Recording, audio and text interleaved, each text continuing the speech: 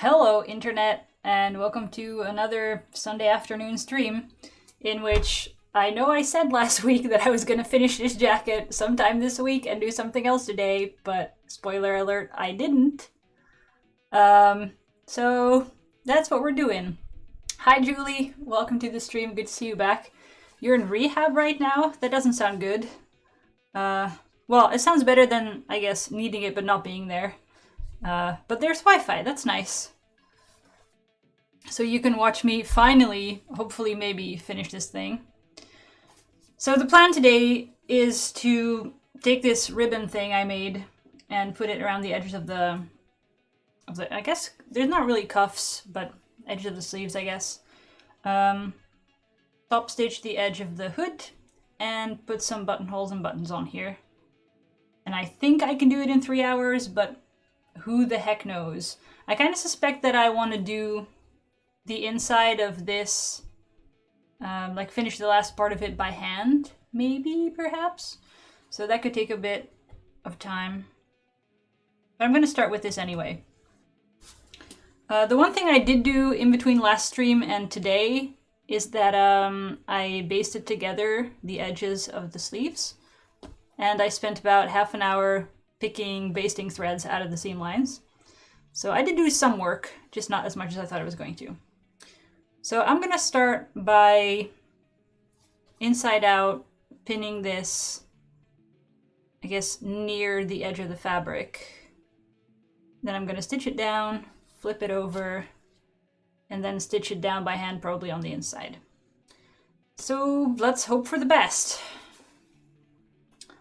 Where did my pins go? I think maybe I'm going to trim this down a little bit to start, because it's quite, there's quite a bit of excess fabric that I'm definitely not going to need. So just to make my pinning life a little bit easier.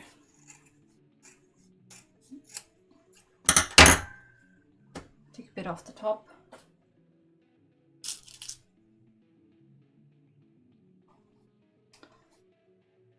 I guess one question is how I'm going to handle sort of where it wraps around. Like, I'm going to start somewhere, and then I'm going to go around and end up back here somewhere. I'm not really sure. I guess I just overlap it for a little bit and see how it goes. I guess I'll do the start and finish on the inner seam line so that it's at least consistent with where it's not going to be super obvious.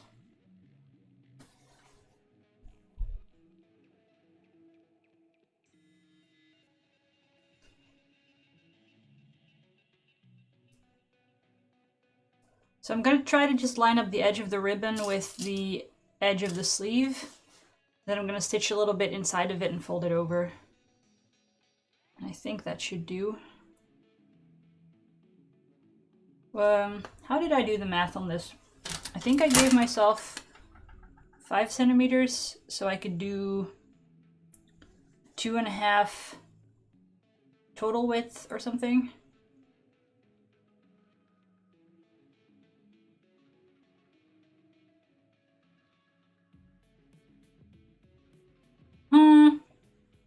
Maybe I should pin it a little bit inside the edge. So if I stitch it at 0.5 centimeter from the edge of the ribbon, I'm stitching it at 1 centimeter from the edge of the sleeve. I think that adds up. That's, yeah. Yeah. Hey! How's life? Life is alright, I guess. I mean, I can't really specifically complain about anything going on in it right now. For me personally, at least. How is yours, Mark?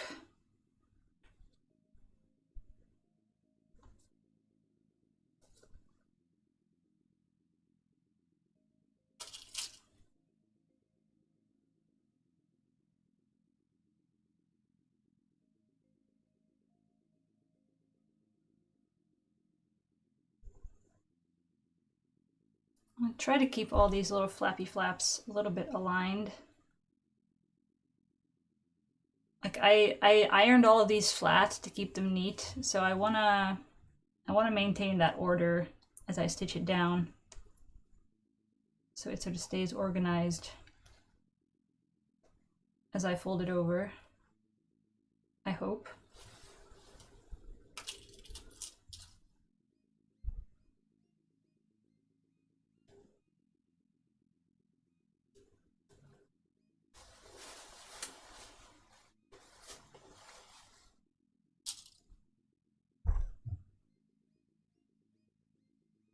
Besides blah blah corona circumstances, same.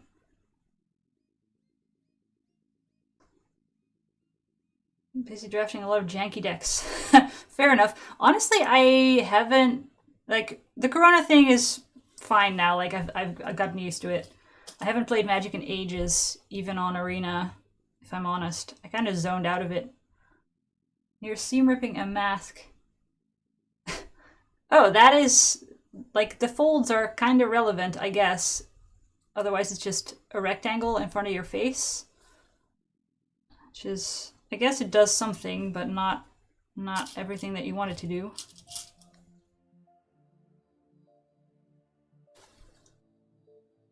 Alright, so now I've reached the part where it overlaps, and I think I'm gonna just pin it until it meets that seam that's in the sleeve. And then stop stitching there. Wait, how am I gonna stitch this?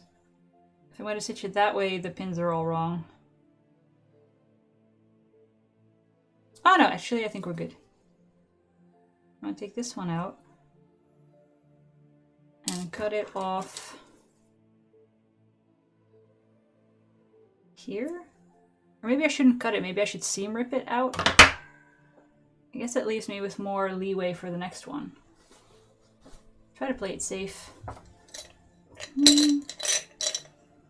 Where is the seam ripper? I swear I had it yesterday. Ah, there we go. So instead of cutting my ribbon off, I guess I'm just gonna rip out one of the seams so I have more wiggle room on the piece that's left. It took me way too long to make this, so I'm not gonna waste anything of it.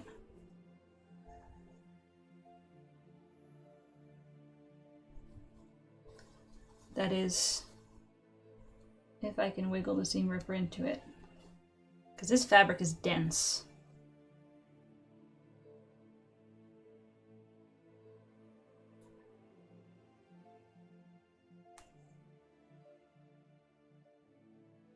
I don't want to rip anything.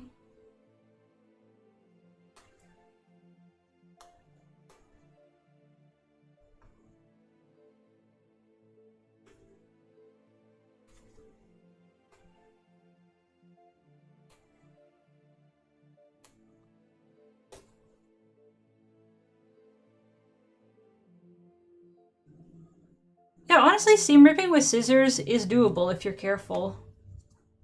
It works. Or you can just, like, cut things off if you have the extra fabric anyway.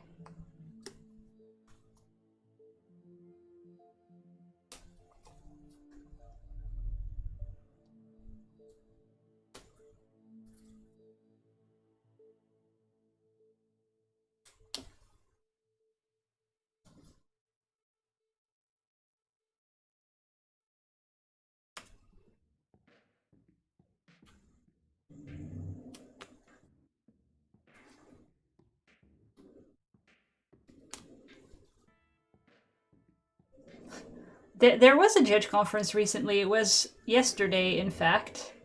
I did... So the thing with the judge conference was that we did a lot of non-judgy topics as a sort of Christmas special. And I ended up doing a presentation on cybersecurity, because it's my day job.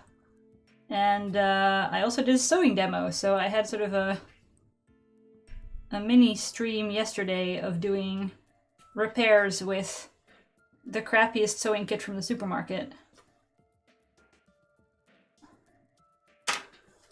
So, I hope that it inspired people to, you know, put buttons back on their clothes. Alright, let's see if I can stitch this. You have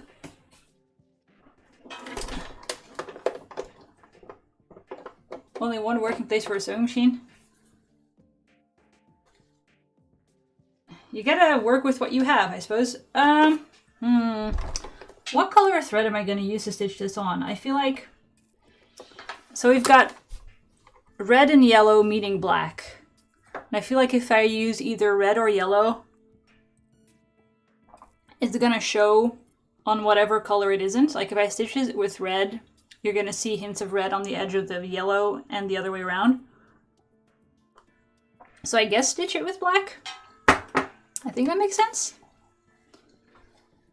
It also means I don't have to change anything on the machine. It's a win.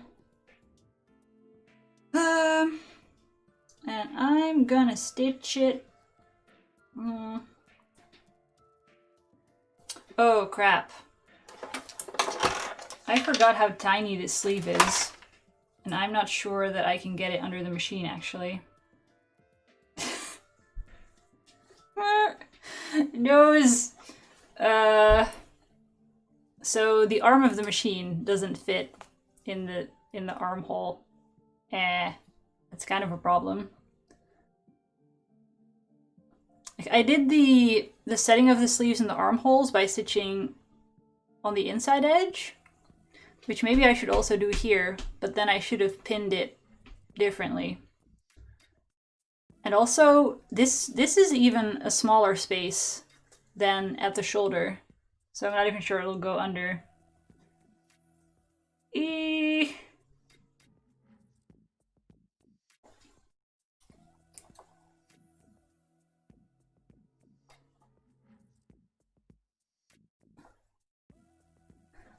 Hey Julia, there is one more person chatting through Twitch, so you're the only one on YouTube, and I guess Mark is the only one on Twitch at the moment. I don't know where everyone is. Usually people tend to show up. At least a couple of them. How... Should I stitch it from the inside? I'll show you what's going on. So, I can put this... I can sort of put the foot inside the sleeve and stitch from there, but then I have to pin it from the other side. I guess it's the only solution, so forget that and pin it again. And I'll just pin it from the... Oh, crap. And I only have the markings of where the edge of the sleeve is on the outside. Well then.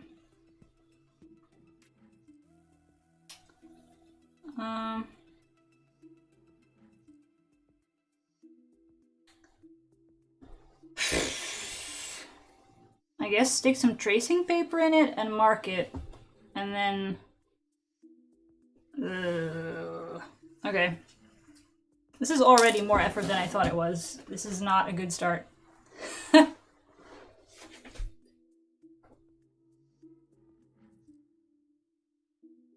Alright. Yeah, I streamed to both simultaneously. Because of reasons. Who am I building this for? It's for my nephew. Well, it's also kind of for me. Hold on. I needed this thing. And I needed this thing. It's for my nephew, whose mom is a Gryffindor. And also, it's for me for sewing class, because exam requirements dictate a jacket for a kid. So let's see, if I stick the tracing paper as far as I can into the sleeve, and then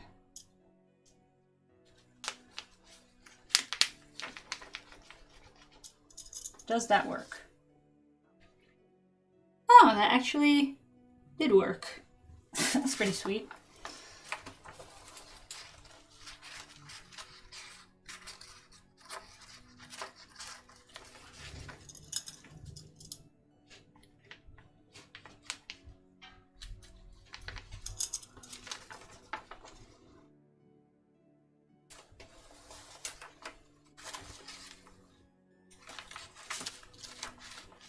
Kind of making a mess of my tracing paper, but no pain, no gain, I guess.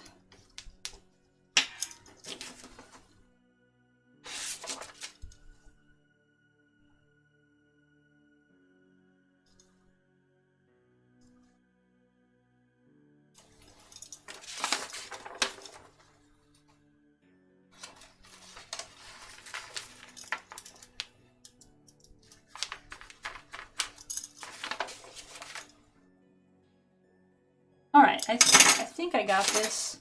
I'm missing a couple of markings here-ish that I can just, I guess, sketch in.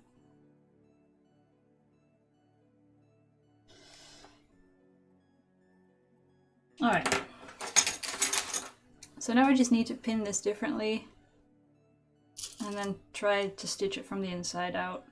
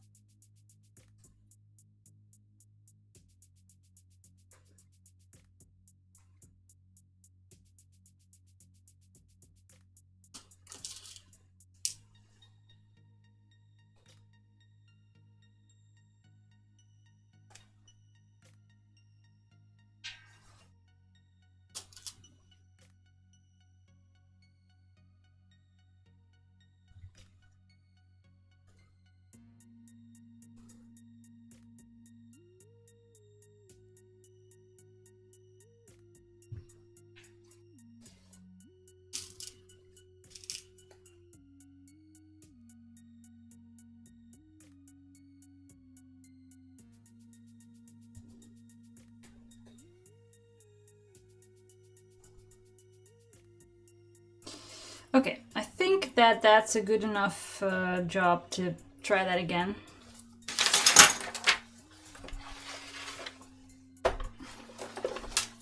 I guess this is all problems I could have figured out up front, but I didn't.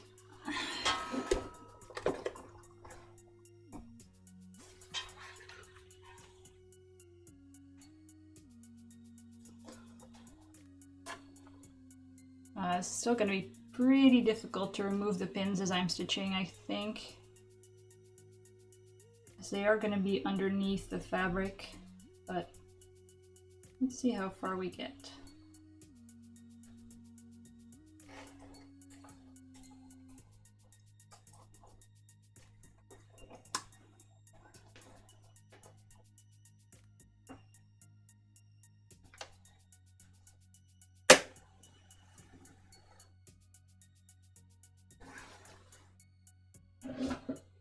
Hey, good morning. Gryffindor representing in the chat. Right, I will have you know that the only reason this is a Gryffindor jacket is because the kid and his mom are Gryffindors. I will have you know that I'm fairly sure that I'd get sorted into Ravenclaw.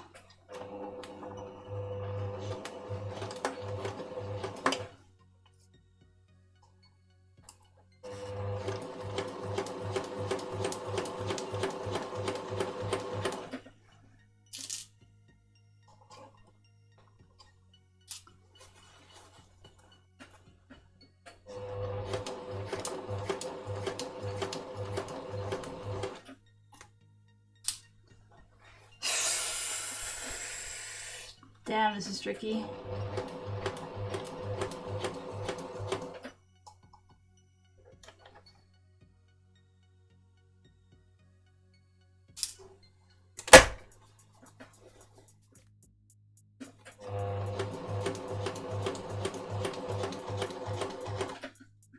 I'm pretty sure I'm gonna hit a pin here at some point because there's just so many in there and they're so difficult to spot.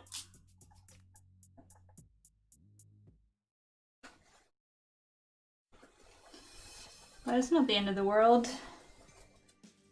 Whoops.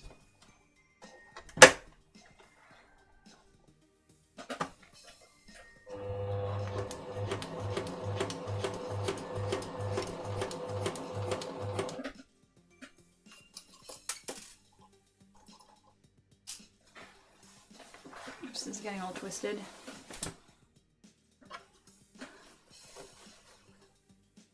Let's see. Whoa, whoa, whoa, whoa, whoa. What's happening? I mean, I'm not sure. I'm fairly sure that the kid's gonna get resorted when it's his time.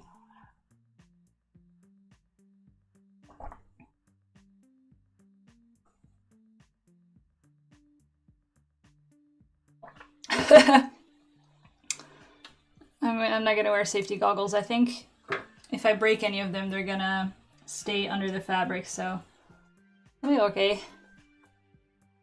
You're a Hufflepuff? I mean, the sorting hat does take into account what you want, right? So if it took you 3 quizzes to get it, then you earned it.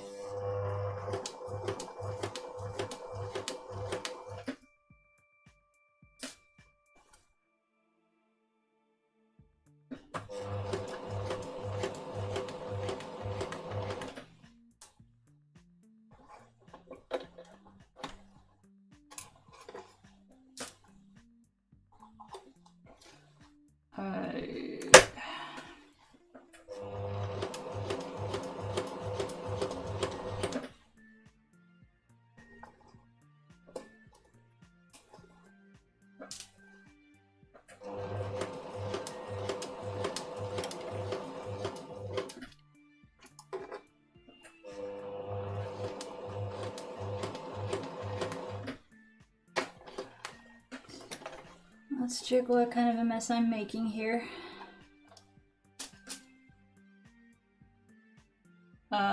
Wait. Why is all this stuff unpinned and not stitched down? Oh, jeez. I'm such an idiot. I spent all this time Jesus. Okay. I'll show you what I did. Notice how there's not any stitching on this ribbon? It's because I wanted to stitch it inside of the edge of the sleeve. And I spent all this time marking the edge of the sleeve on the inside. And then I stitched on the edge of the sleeve instead of inside of it. That doesn't work, does it?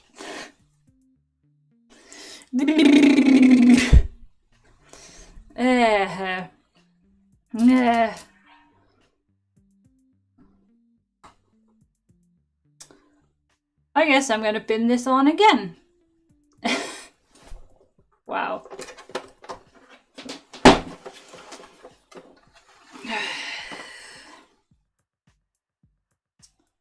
So much preparation gone to waste.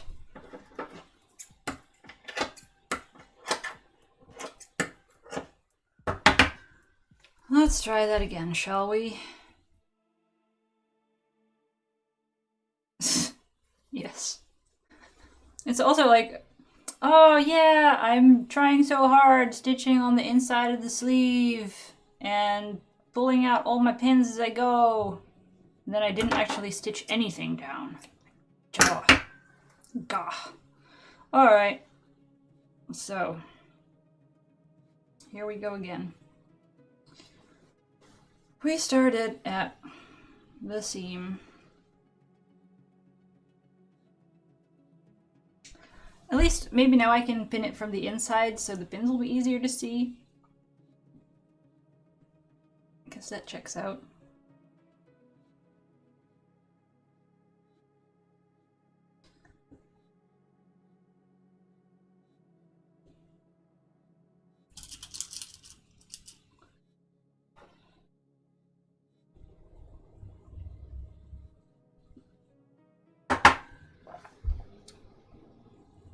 I'm thinking of just basting through it, honestly. Maybe that's smarter. I need a needle. I thought I had some here at some point. I'm just gonna baste this on because that solves, oops, that solves my marking problem and my trying to keep all these flaps under control problem in one go, I think. Hey Shania, welcome to the stream.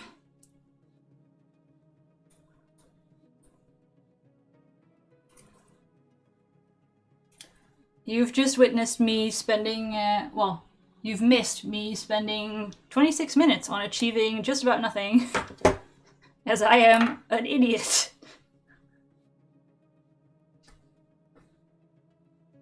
But we're on the right track now, I think.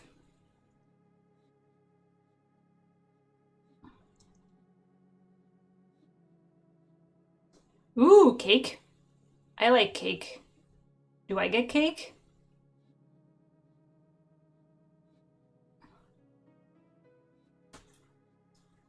Can't even thread this needle. What's going on?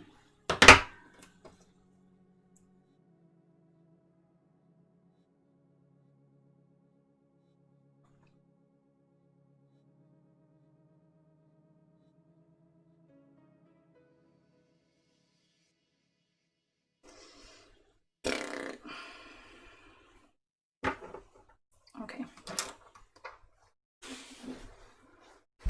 So, to hell with pinning. Let's get basting.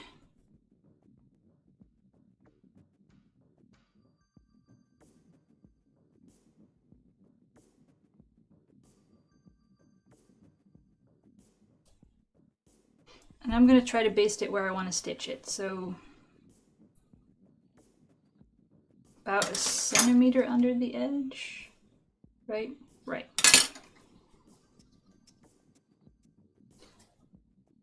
That didn't even go through the back. I can't even see where that went. I guess I can take out the other basting that's holding the outer and inner sleeve together, because I've now stitched them together with my accidental wrong stitches.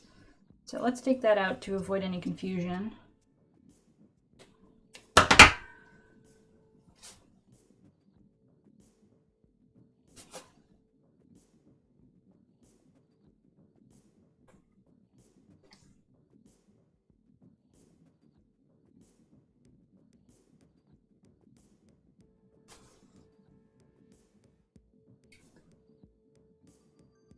Ooh, what's happening? Julie has inspired you to make some Victorian Christmas cards. Ooh.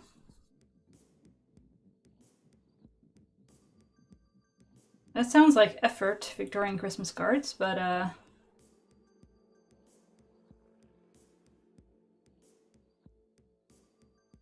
it also sounds intriguing and cool.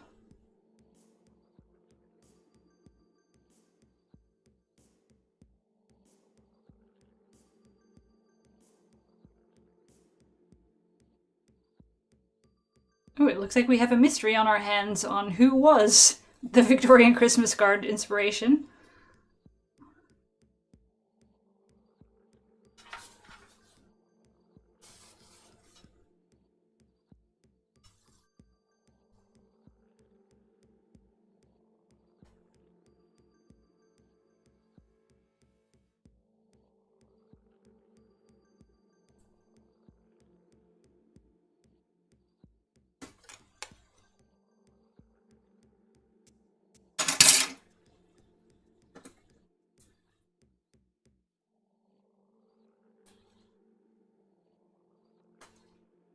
Is this needle this crappy or what's going on? This is not going through smoothly at all.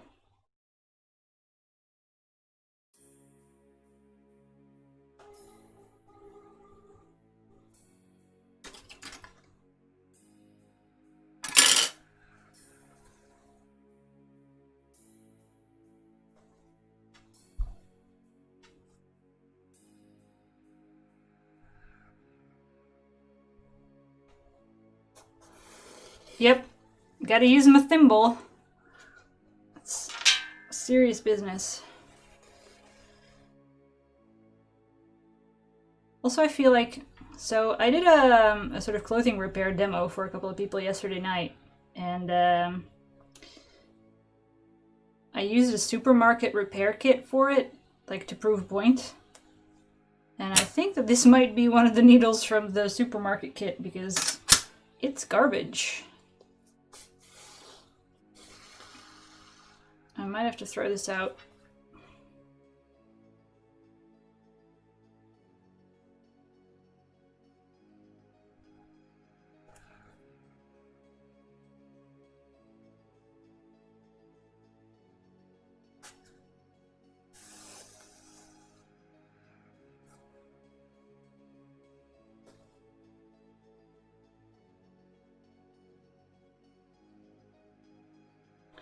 I wanted to make another video today. I mean, honestly, when I started this channel, I was intending to do some videos. And I was like, oh yeah, because you can just record footage and then you edit it a little bit and put it online. And then I did one, and editing took for fucking ever. And so now I stream. Yeah. I cannot be bothered with editing very much.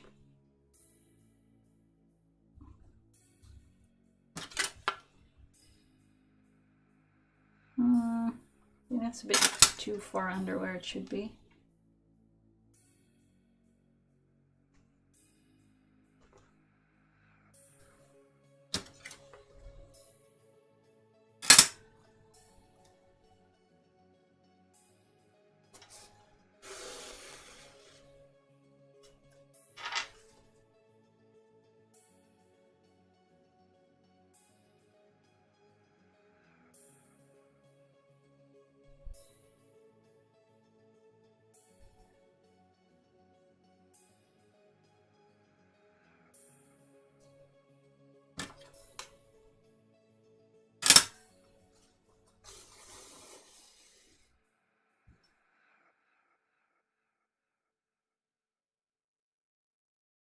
Yeah, editing is a serious time commitment that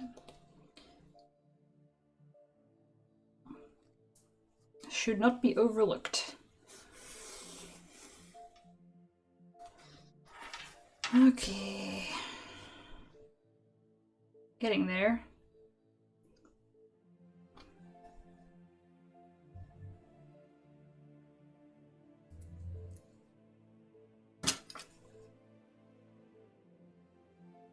Oh, that's too high.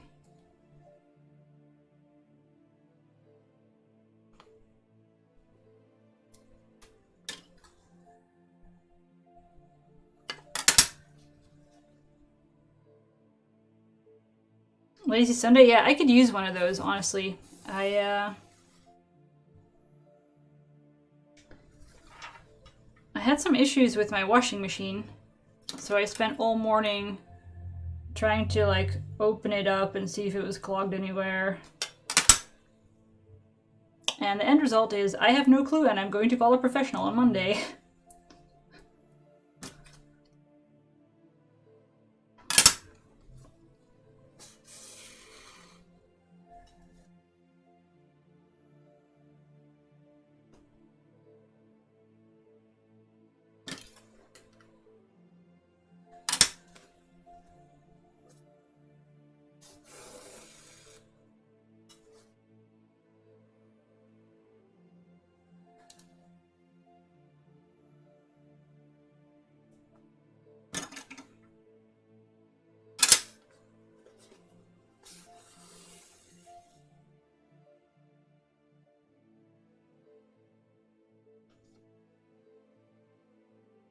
Alright, I think I've made it back to the starting point.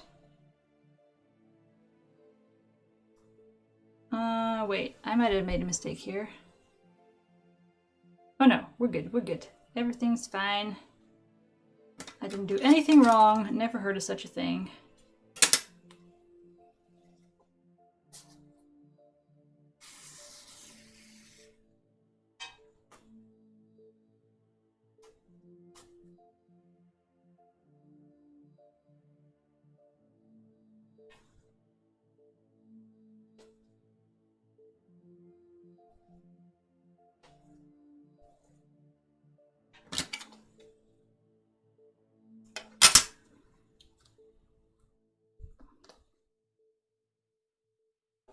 Okay, I think that's it for the basting of this one. So let's see if I can do a better job the second time around.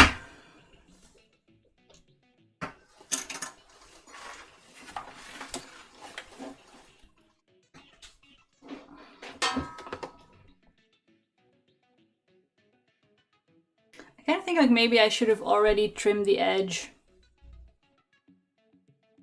But I don't know, maybe I don't.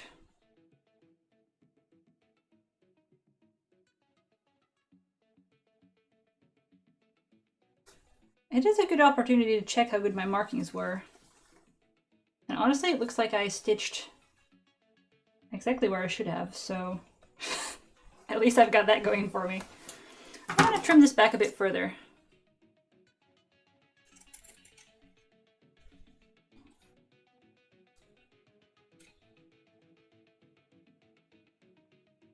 Am I stuck on a pin again, or is it just... Oh no, it's just the thickness of the fabric.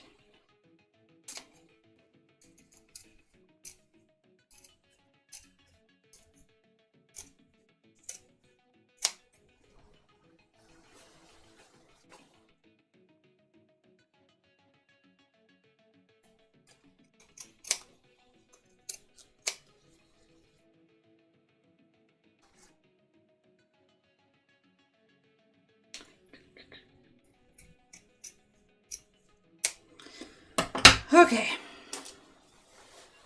Let's see.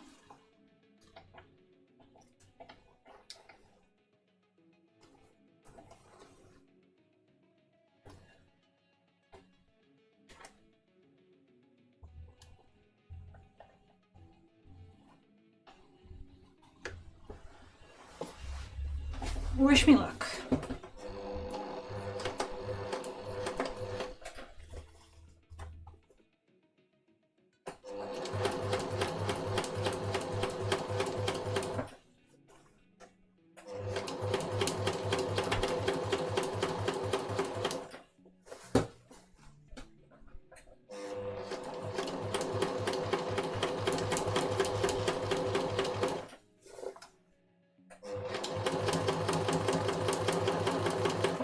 I will admit that it's way faster to stitch if you base it instead of pinning it, because you don't have to pull out all the pins.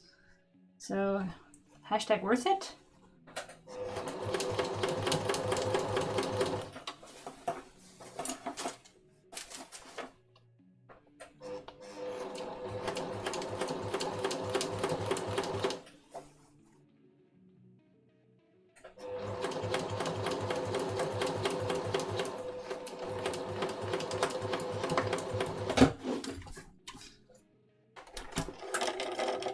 Uh-oh.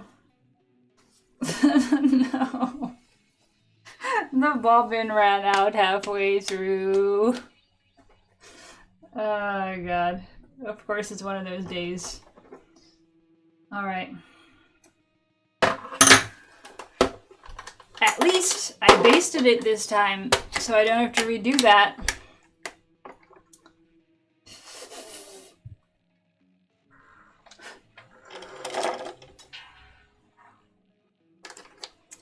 Enjoy the cake! I'll see you later. Goddamn bobbin.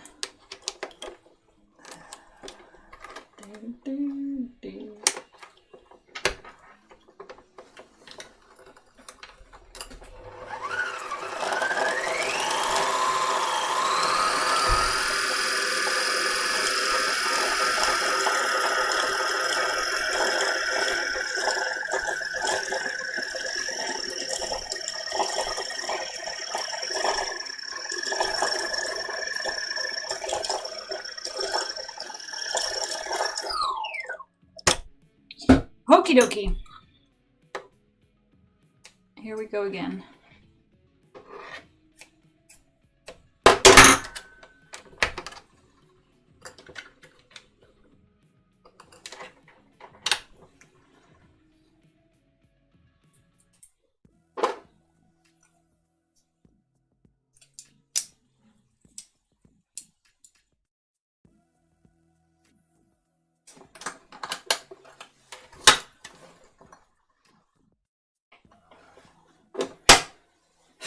Where did I last stitch anything useful?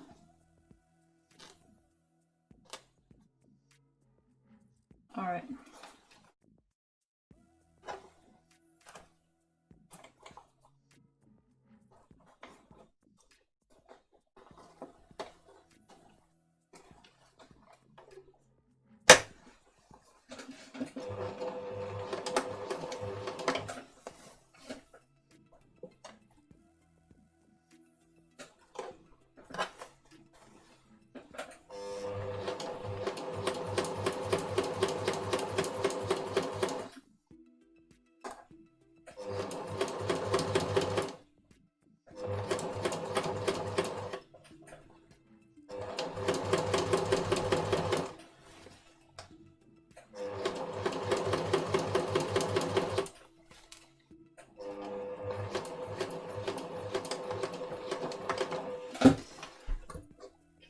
I think I got it this time for real.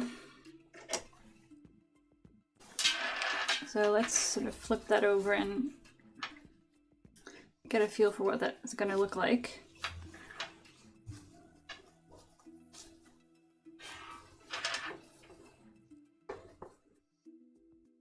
I'm seeing some issues with where it's folded over.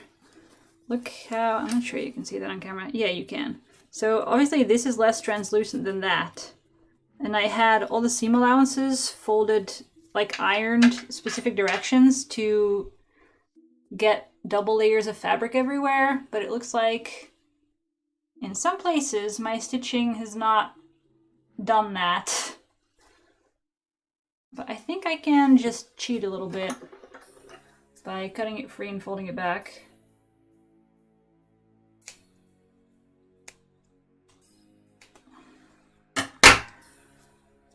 There we go.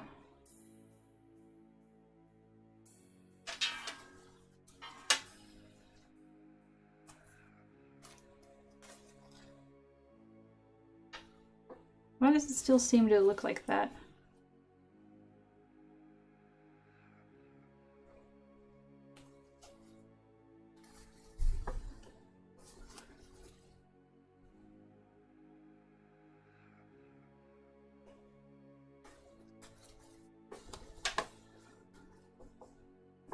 It seems to look that way in a lot of places.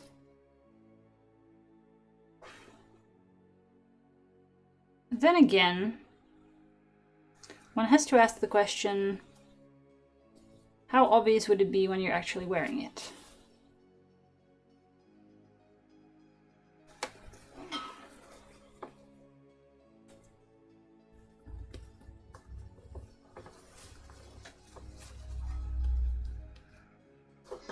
Like, I'm going to try to do a better job on this on the other sleeve. But I think I can just sort of quick fix my way out of it here.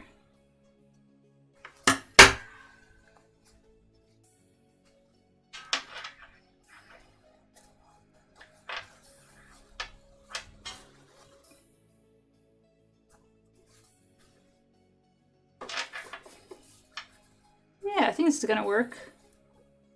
This is something I'm going to have to sort of sit down and hand stitch on the inside at some point. Which, I don't know, may or may not be on stream. Because that's going to be tedious. But let's try the next sleeve. I feel optimistic about my chances of success on the first try on this one. Of course, I'm going to be instantly proven wrong by the time I do it, but in theory, I should know what I'm doing now.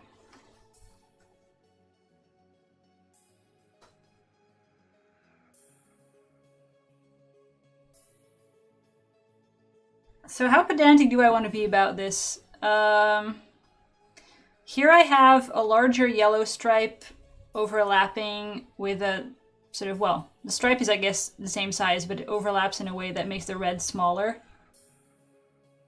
Do I want to do this?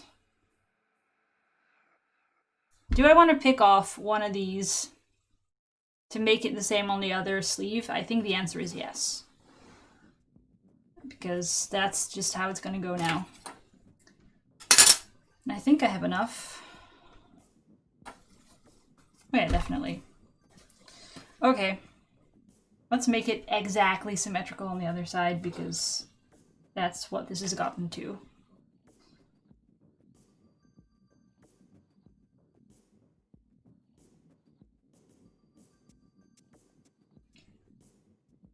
Like, honestly, I think something, like some inaccuracy happened, because I think I did some math to where the edge of the sleeve should have been a multiple of the width of the stripes. But honestly, there is so much room for error in assembling this goddamn thing that I'm not surprised. I'm not even sure I did it, but eh.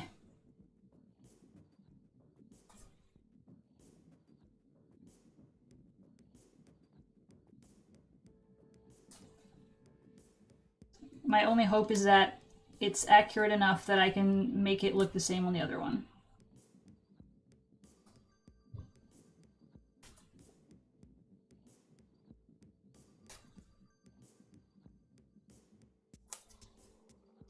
And this fabric is a little bit stretchy. Like, it's not supposed to be, but it just does. So, I have some wiggle room to make it do what I want.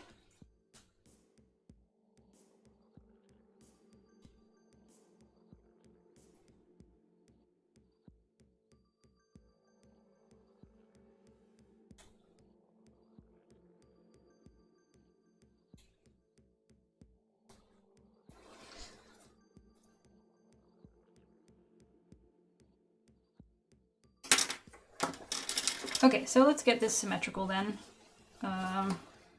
Got it facing up like this. Does that also mean that I should do it in the stitch it in the other direction to get the overlap the same? I guess it does.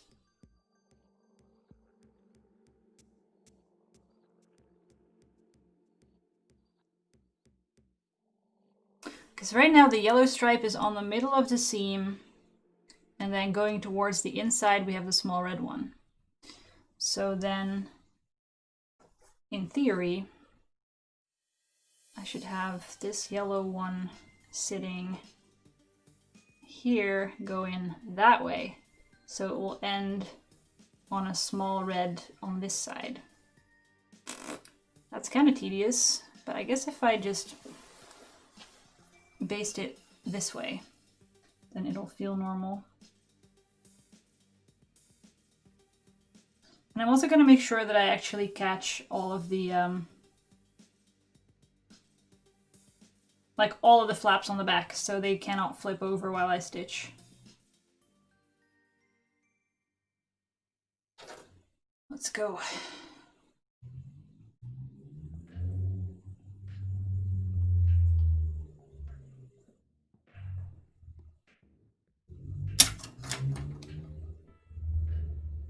That's actually a bit too far.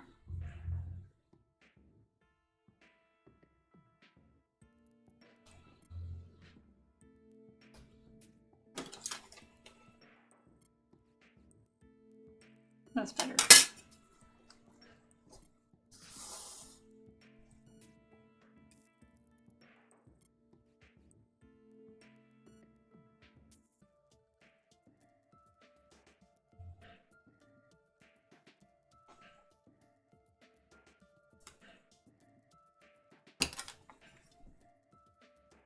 Actually, let's do a little sort of tiny stitch here so that I can make the stitches that go over the top go exactly over these folded over gaps. I think that would make the most sense.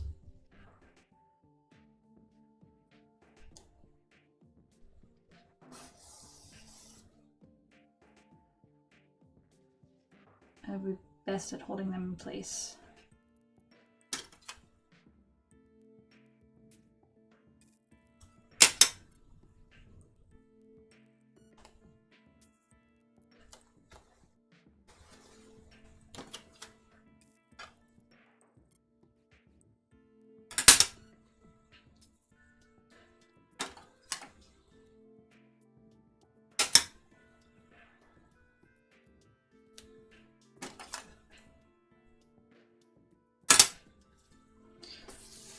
feel very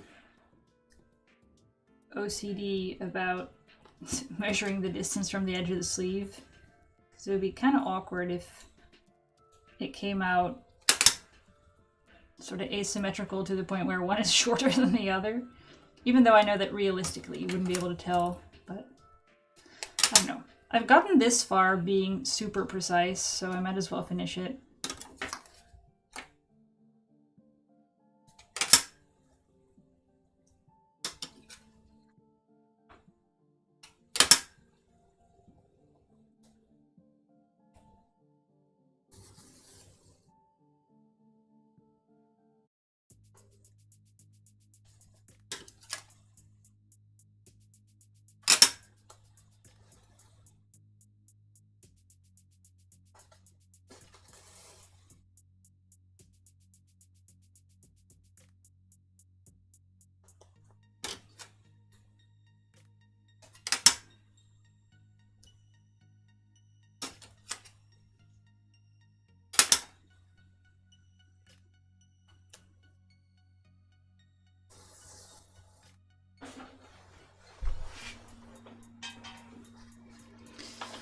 Ow! There are some pins in the edge that I need to not grab.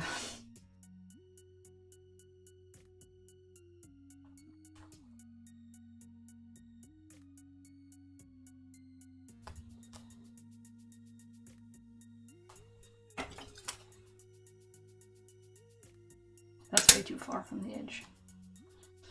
What am I doing?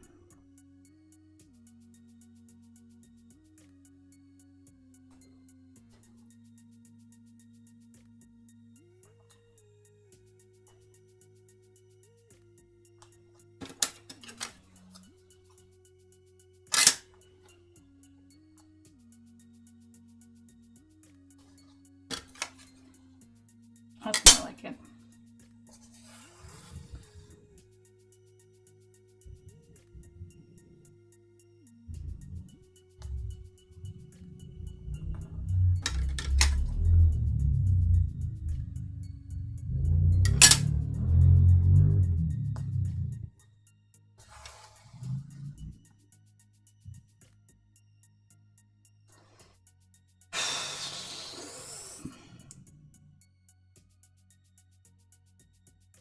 How do I always end up doing more work than I thought I was going to?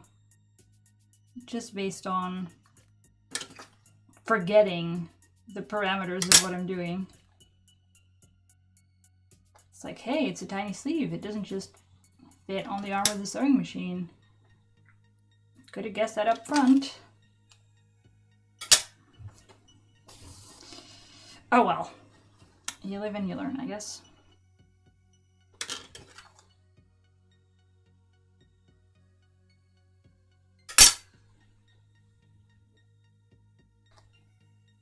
I think now's the time to check whether that red stripe is going to come out okay at the end. It looks like... It looks like it matches! Like, I've got half a red stripe meeting at the end here if I do it like this. So that is exactly where it should be. I'm going to just pin that so it doesn't move.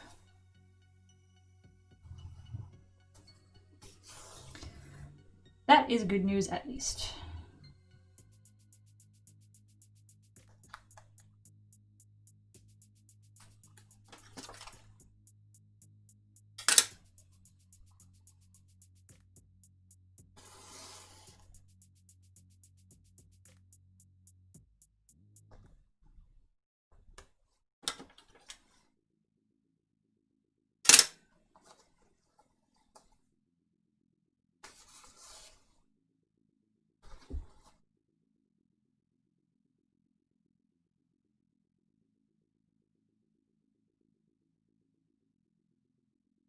Wait, is there a...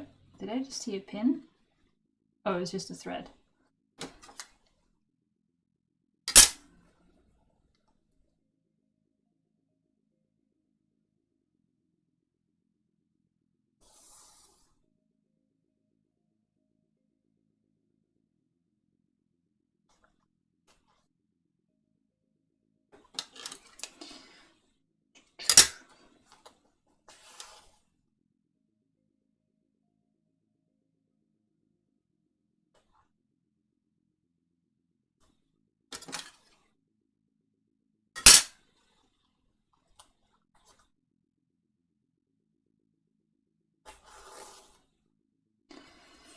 Alright, nearly made it to the end.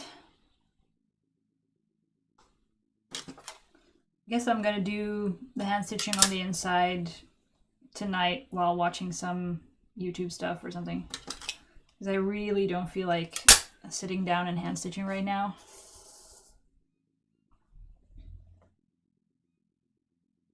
So, I guess I'm gonna get rid of everything up to here.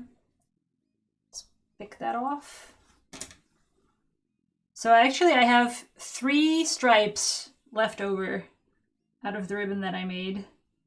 So I would call that having exactly enough. I mean, I am generously leaving a yellow stripe where only half the red stripe is going to be visible, but I feel like that overlap adds some structural integrity that I actually need. So I guess good job me for not making too much or too little ribbon.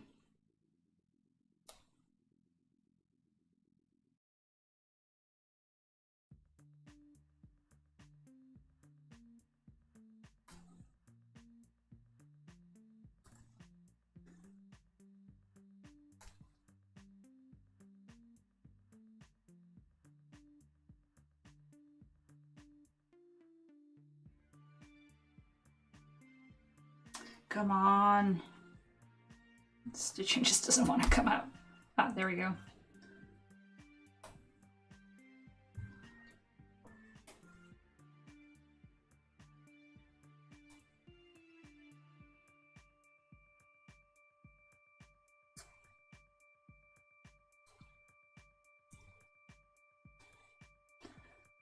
Okay, I'm done with this and I don't need this anyway. Whoop. So, just baste the last bit on and get going.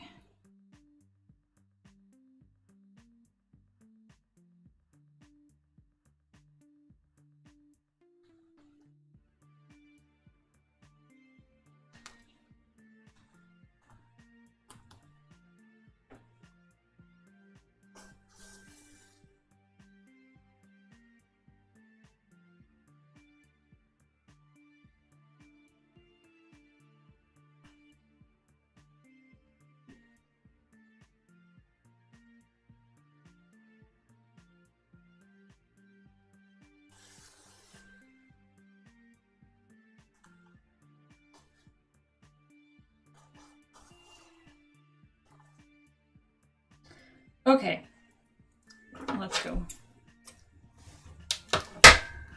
Take all that out, trim the edge.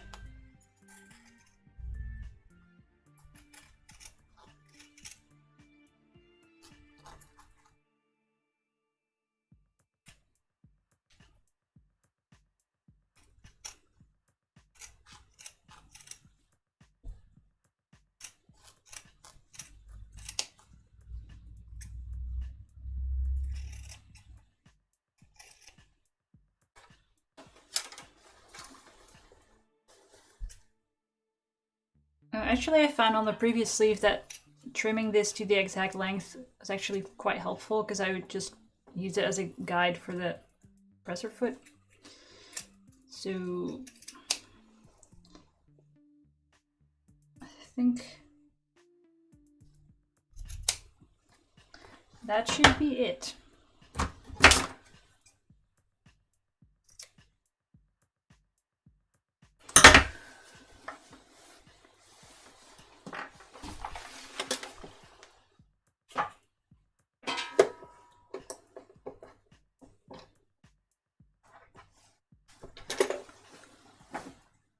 All right, little sleeve, make me proud.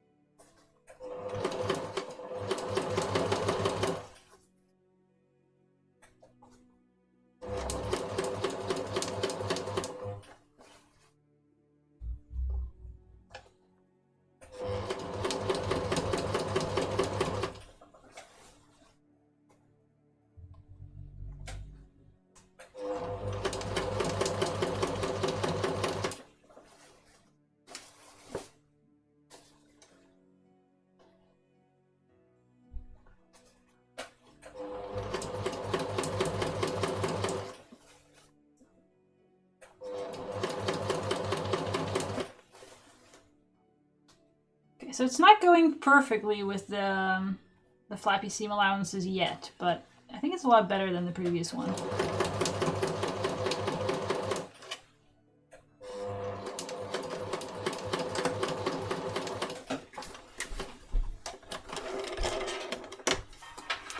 So let's have a look.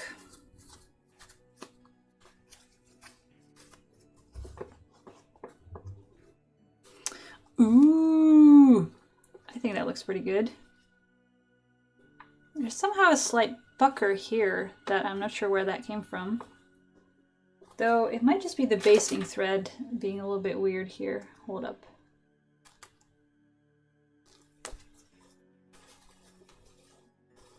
There is a slight pucker. But I think it's stealthy enough that I can get away with it. I do like the way that looks.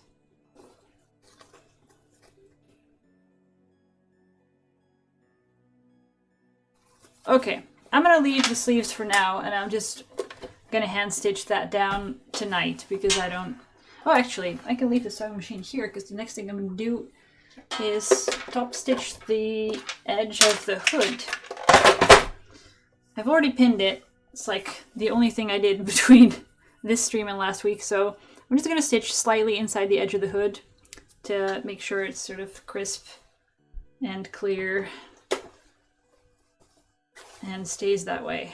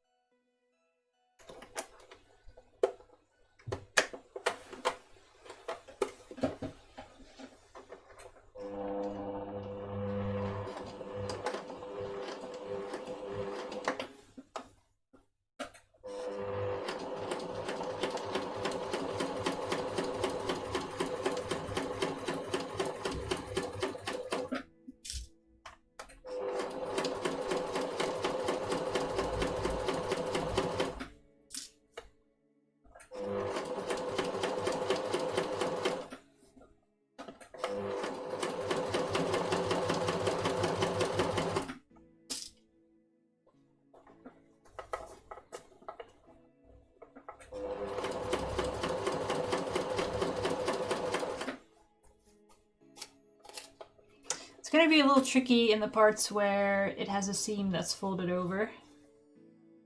I hope I've pinned it down well enough, but I'm not 100% convinced.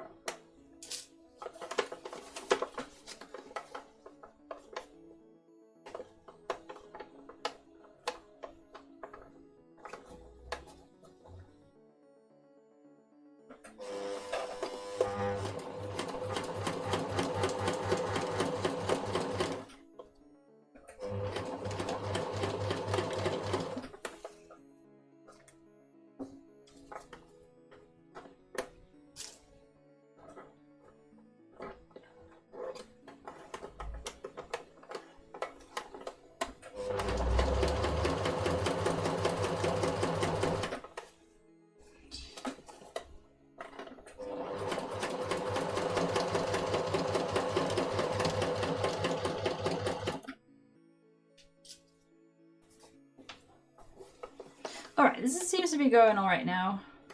I'm happy with this.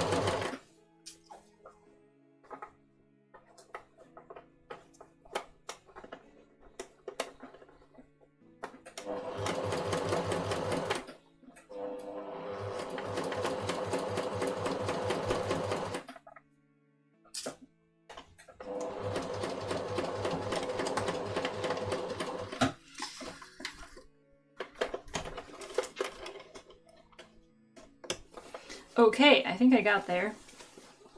I'm not sure that shows very much since it's black stitching on black fabric, but I guess the good part is that you don't really see it on camera, because that means it's stealthy.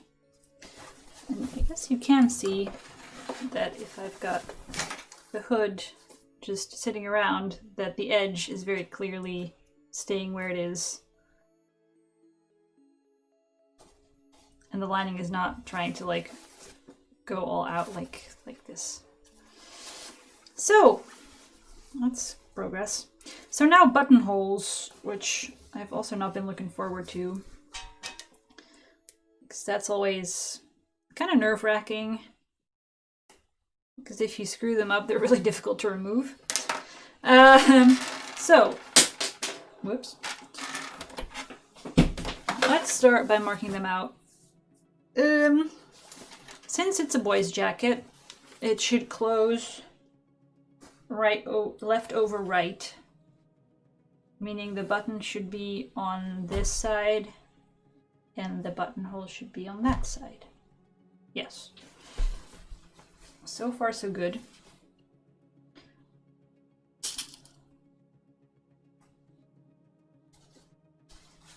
And I think I did the math to put 3 buttons on it. One starting 4 centimeters down from the edge, and then every 8 centimeters down or something, which would put me here, here. No, that's 4, that's not 8. So not this one. This one. And this one.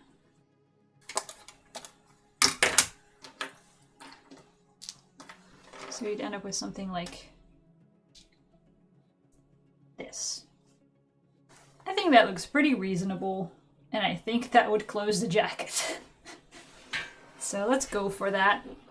I'm gonna just grab a practice piece of fabric and make a buttonhole in it just to figure out the exact size that I'm gonna need to account for, like, the buttons are quite chunky, so just their diameter isn't gonna get me to the exact size I'm gonna need.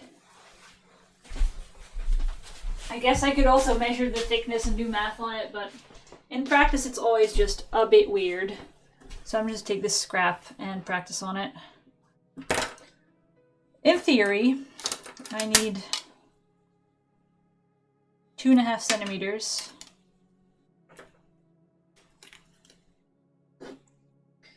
Which would be from, let's say,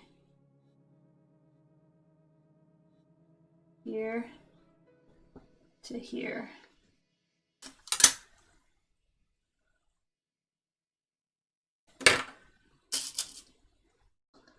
Let's see whether that makes a buttonhole if I do it.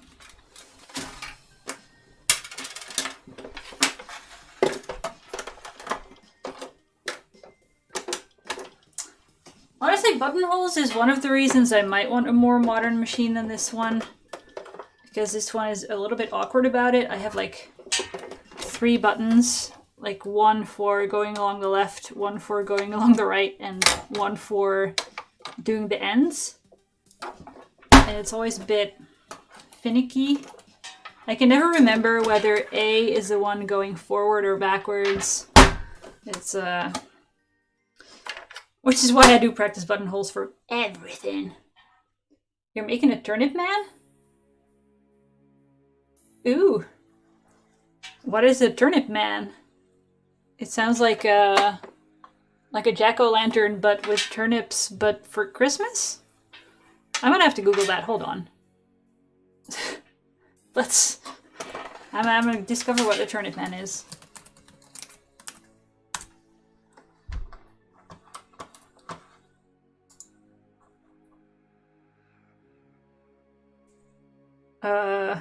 I guess this is not what you're making.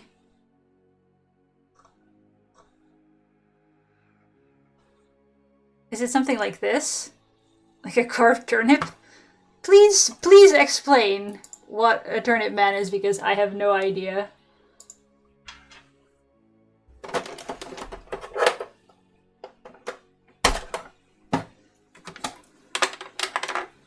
It's Victorian Christmas card. It's a... Oh, I thought you... So you're drawing a turnip man. That makes more sense. I thought because people sometimes like construct animals out of chestnuts or something. So I figured you could construct a man out of turnips. It would just seem kind of impractical. Wait, am I doing this the wrong way around? And is that why it's not going in? No. Deer's... Oh! Haha. It might help if I disable the top feed. Okay. So... I'm gonna start a little bit outside of the line I drew with the end. So it's in buttonhole mode.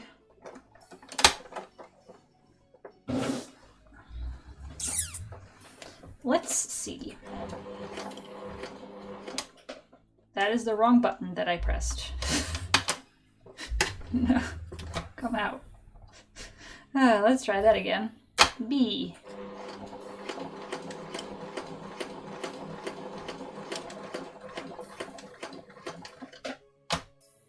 C.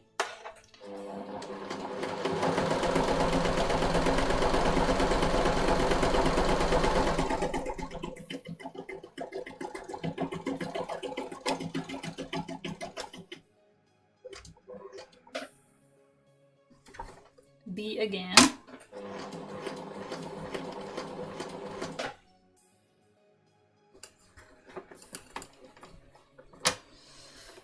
Go backwards, I guess.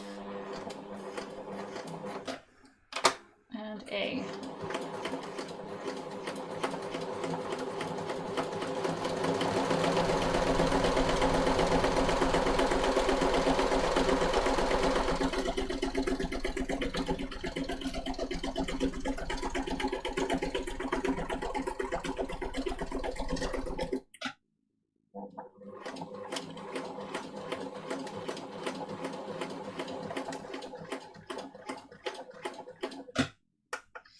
Alright.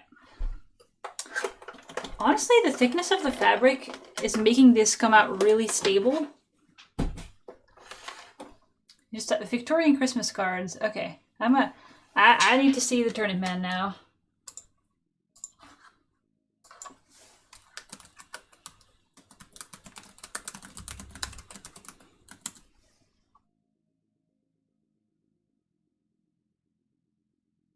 I am not seeing a turnip man quite yet. Victorian Christmas card. Or maybe I have some kind of search history that makes it come up with Krampus instead of turnip man. I'm gonna just type turnip man.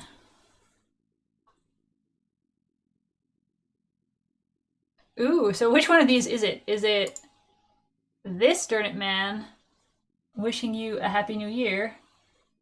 Or is it... Wow, there's lots of turnip men. This is fascinating.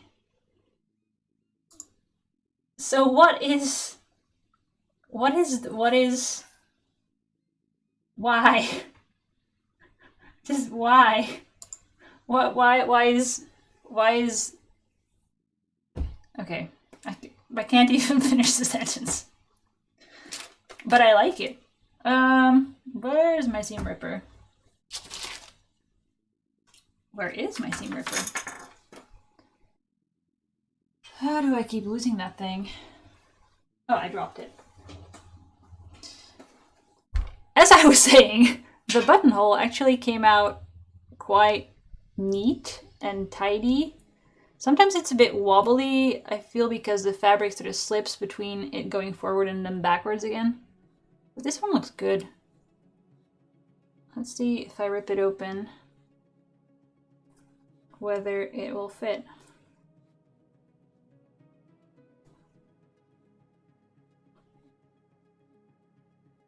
God, it's so thick.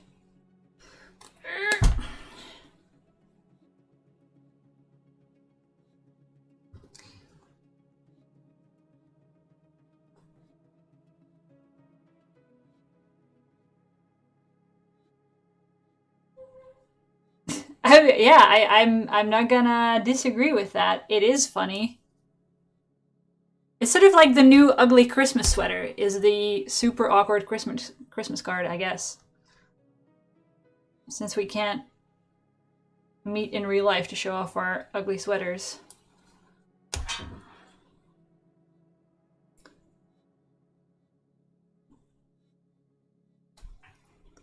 I'm kind of afraid I'm going to stab myself with the seam ripper because this is tough, but I guess always rip away from your face, folks.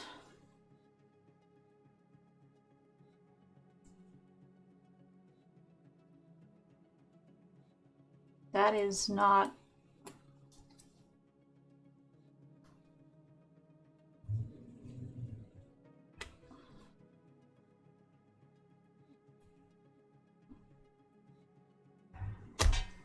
Alright.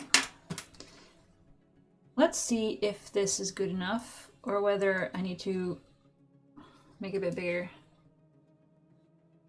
Okay, this is pushing it. Is it because I didn't rip it all the way to the ends? I guess I could open it up a little bit more at the edge.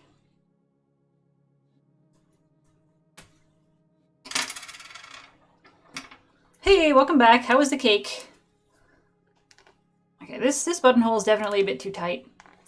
So I'm gonna make another one that's maybe, I guess 3 centimeters is a bit much, but I'm just gonna try one and see how much too much it is. And that will inform how much I end up settling on in the end.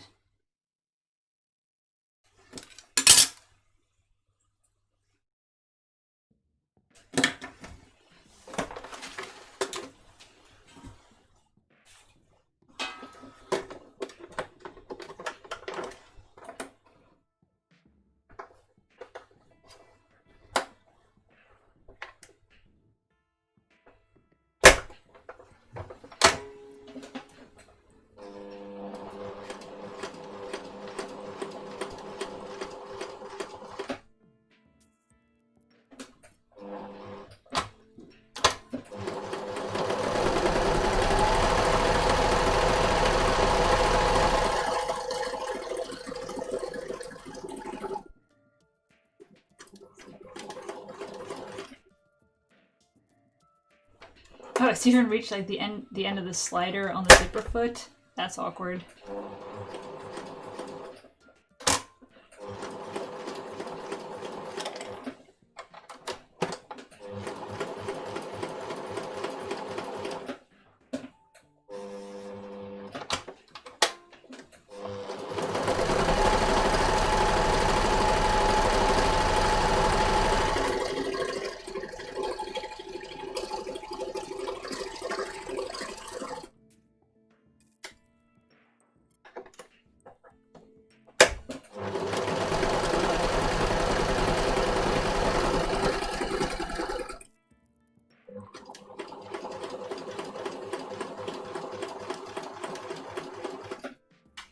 Alright, I think that should do it.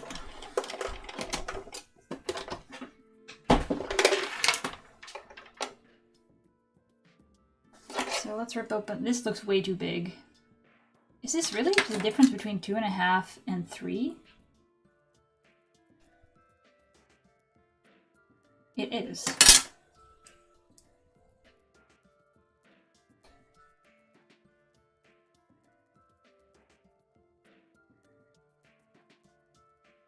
Ooh, I could go for some cherry cake. Alright. Seam ripper in. Ugh.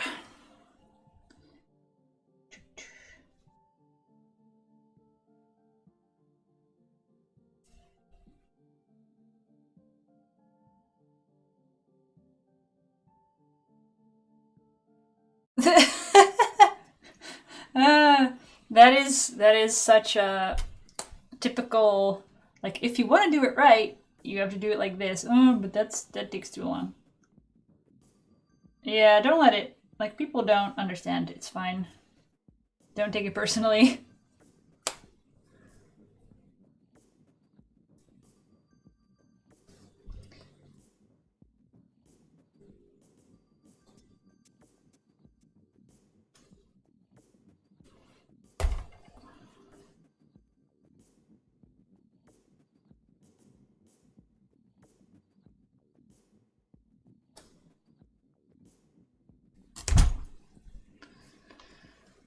And then just...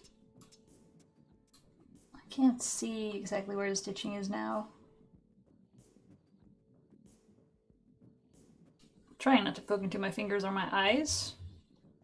That's always nice.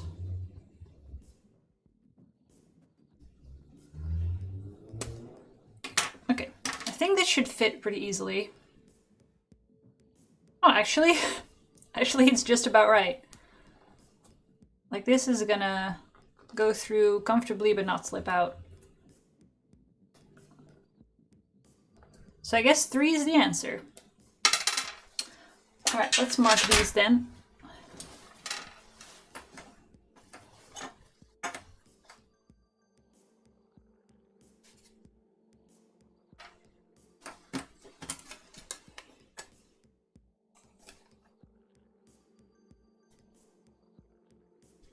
Let's get it nice and perpendicular.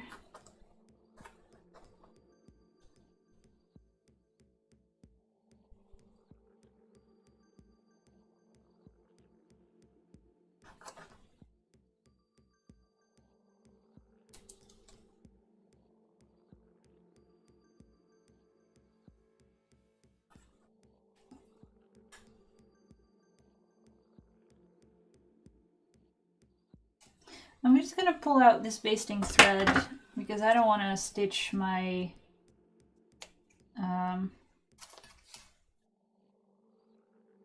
don't want to stitch my buttonhole all over it and get it stuck in there.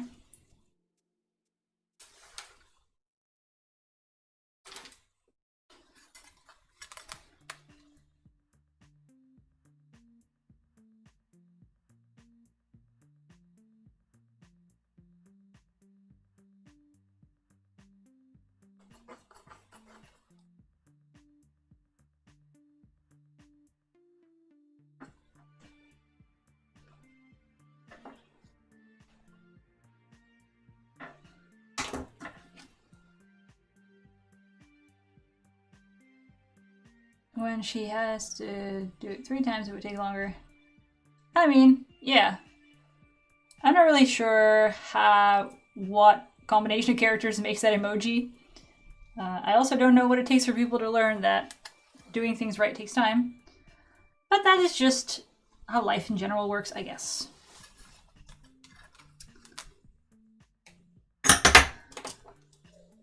And honestly, I've been doing this for years and I still feel like I can cut corners sometimes, so maybe I'm not one to judge. I also always get punished for cutting corners, and you'd think I would have figured it out by now, but eh.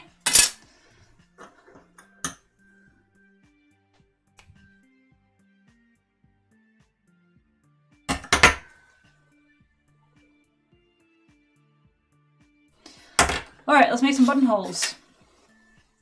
I got this.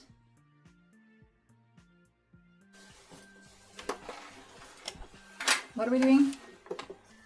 You found something else to rip? I mean, it's very sort of therapeutic, right? To pick things apart. I like watching YouTube videos or streams or whatever while I inevitably pick out all of the basting threads that I got stuck in seams because that's how I roll. Where's my buttonholes? Here we go.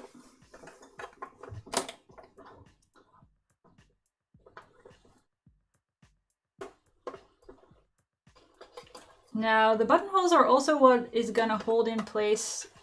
Oh, is the... Oh no, we're still good. I had this little... So, I made this estimating that the buttonholes would fit onto just that. But the buttonholes are gonna go slightly onto the red. It's kind of annoying. It would have been prettier if they didn't.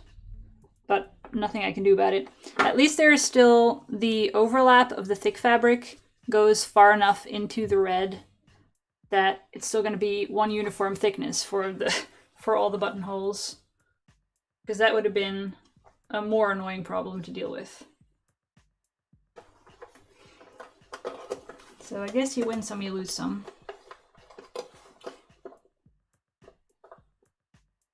Or I should have done better math up front, but yeah.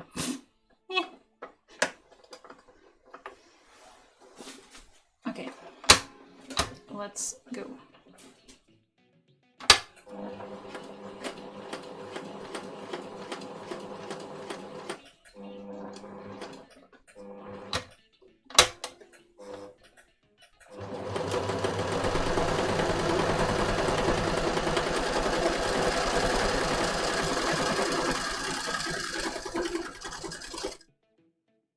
I'm just going to make sure that the lining fabric is folded back as far as it will go.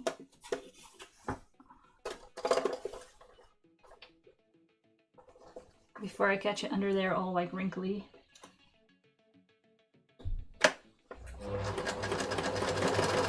Why is it making this weird noise? I don't like this noise. But also I don't want to take it out in case it is doing it correctly.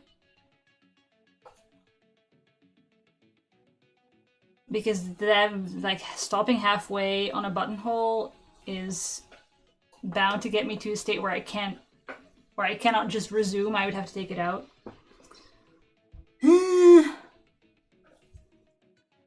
I'm gonna continue and hope for the best, I guess.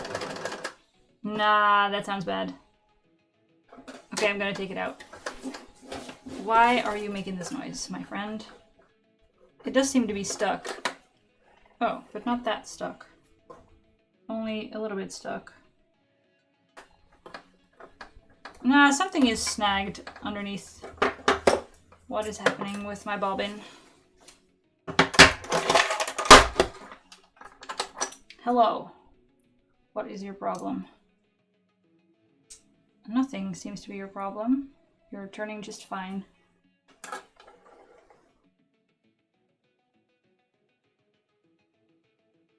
Maybe just some freak accident, I don't know.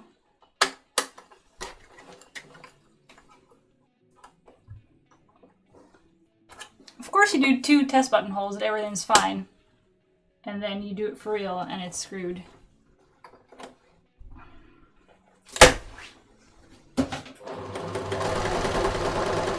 And you test it and it's fine.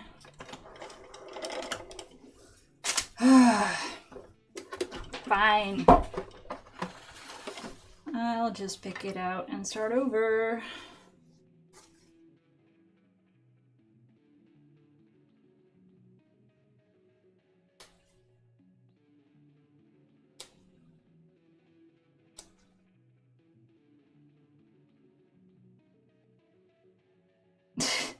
I guess. My bobbin just needed a break, and maybe it can take its breaks at a different time in the future, because this is honestly pretty annoying. So we've got some, you know, constructive feedback for my bobbin.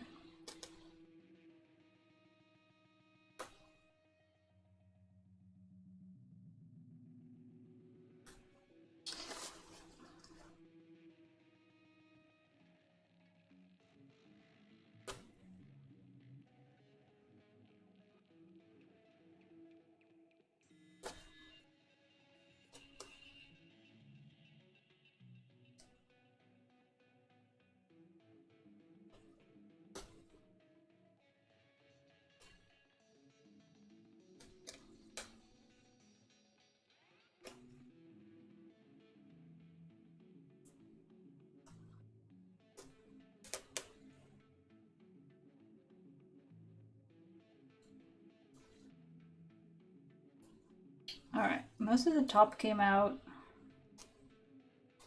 Now I just need all of this to move.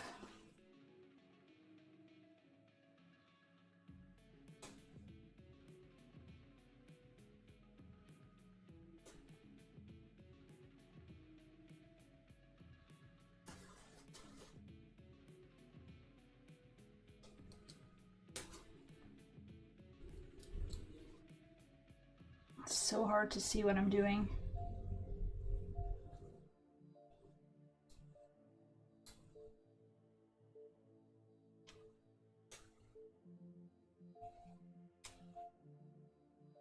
This is just some black thread being all fluffy in some black fluffy fabric.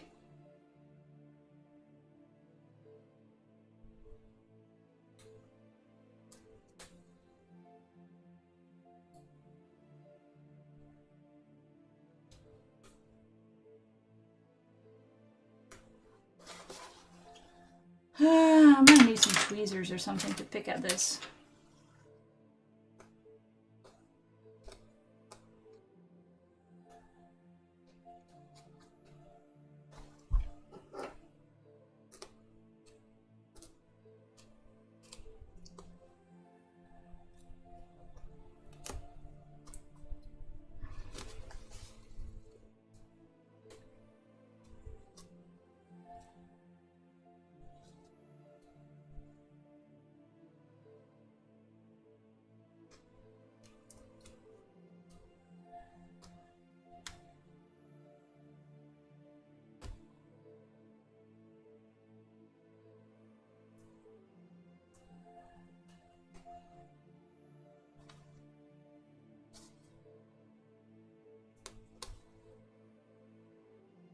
Why are you still stuck?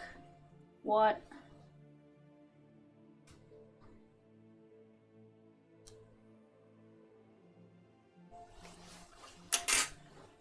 Where's my phone? I need, like, extreme light.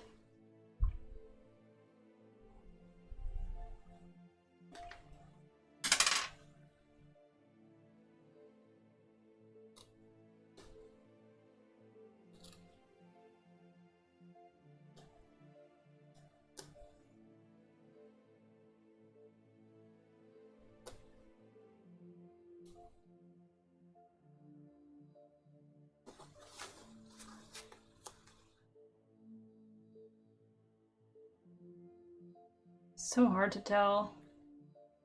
Like a single stitch or something.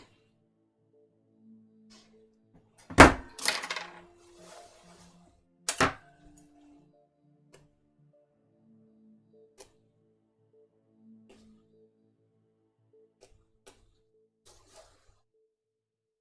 I guess if there's a tiny bit of thread left, it's not a disaster.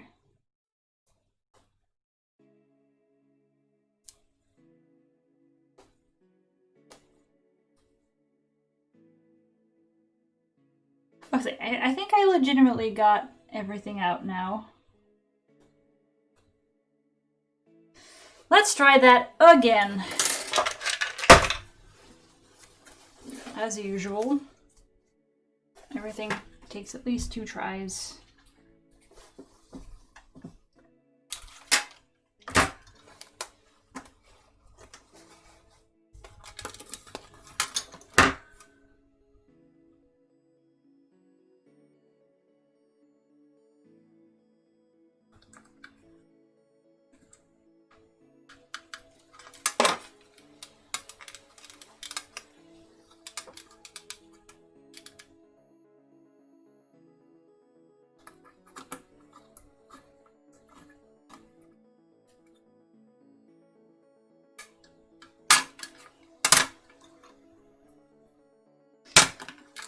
Okie dokie.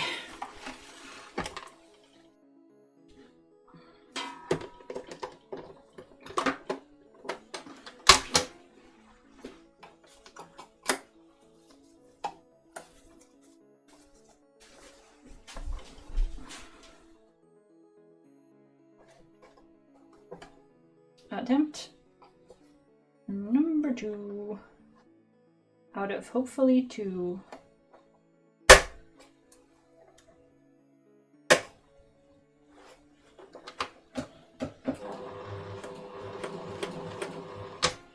Let me put this on.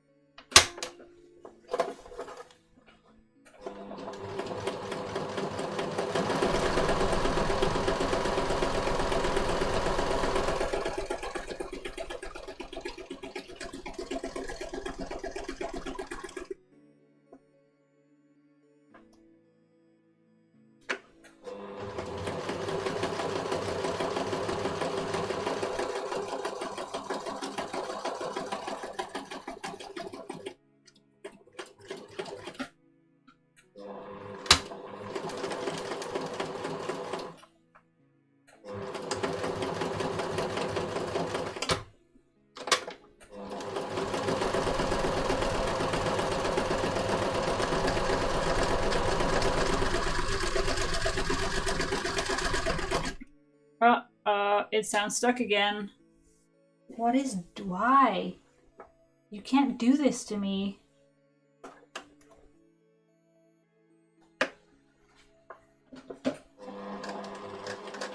Nope. Nope, nope, nope.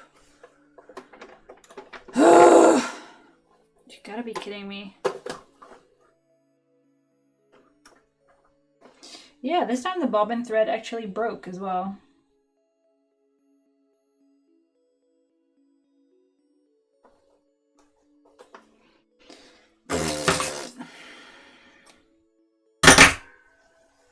And this time, I'm gonna have to pick stuff out of this fabric, which I think is gonna be a lot less forgiving than this wool-like stuff.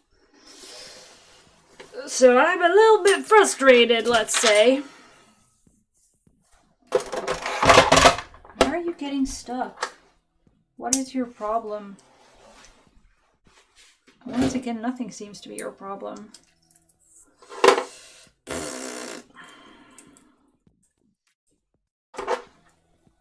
I really don't see what would cause it to jam up like that. I guess I'm gonna try slowing it down because I was putting the pedal down pretty hard because I was, you know, the tiny stitches all next to each other take forever. So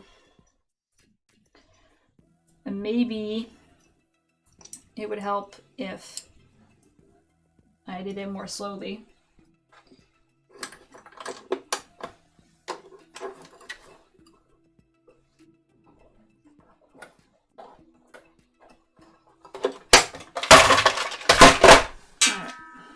Another test piece.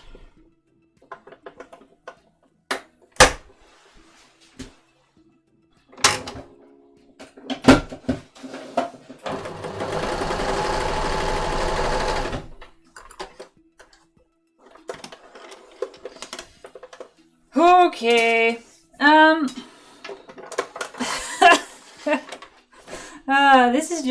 This is like, right now it's a good thing that I'm streaming this, because if I wasn't, I would have left now to make tea and do whatever else until I have enough sort of morale again to get back to it. But because I'm streaming it now, I'm gonna try again immediately. So it's doing something. I'm gonna pick this out from the other side actually, in case I damage the fabric. I don't. Ow! Jeez, pins. Ah. And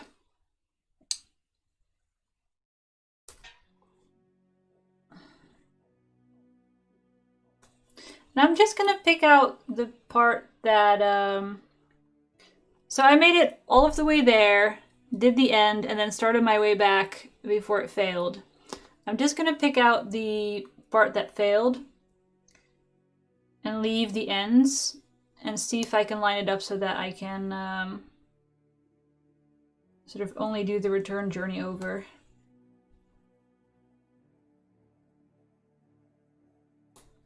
Yeah, I guess chocolate would be nice.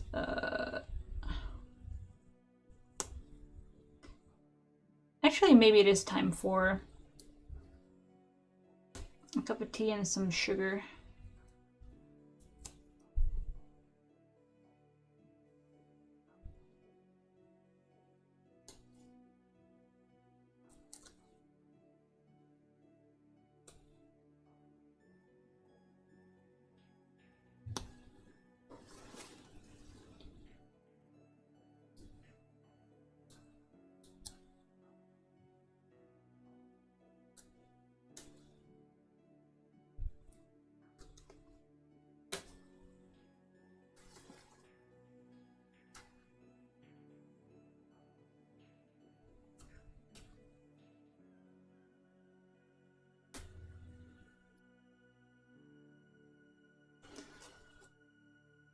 Yeah, I guess.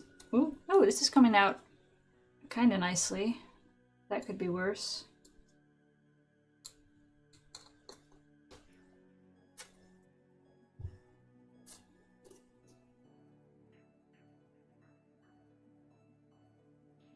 I think it's loose and I can just pull it out from this side now.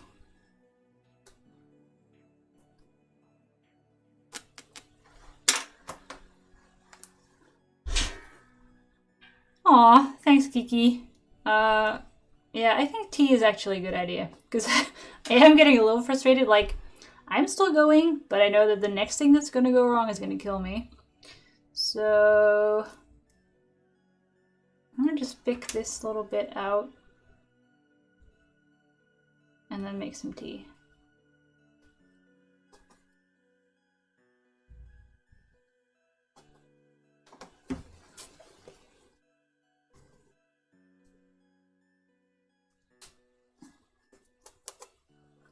Alright, so I gotta not do this too often because there are some, I wouldn't say holes in the other fabric, but the texture is just not looking as nice because it's been stitched through and then sort of got stretched out of shape and stuff.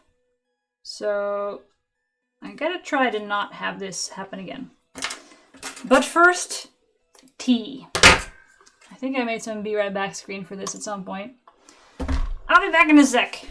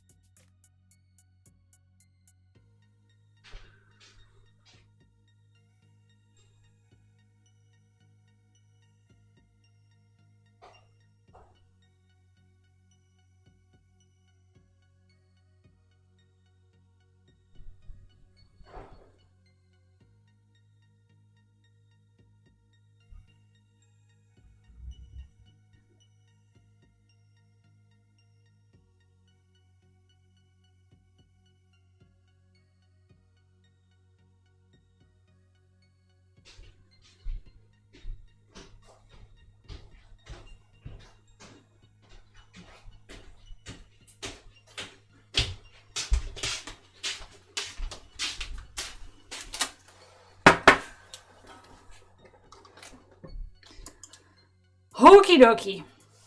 I have reinforcements. So let's see if that will, maybe I can sacrifice one of these to the buttonhole gods in order to appease them. So I'm gonna place this on top of the sewing machine and see whether that helps.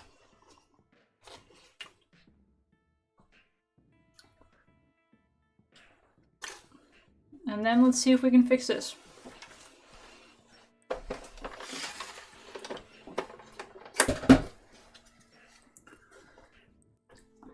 I'm gonna see if I can get it aligned so that I can finish the buttonhole, but I'm a little bit nervous about it might end up overlapping with itself on the way back, so.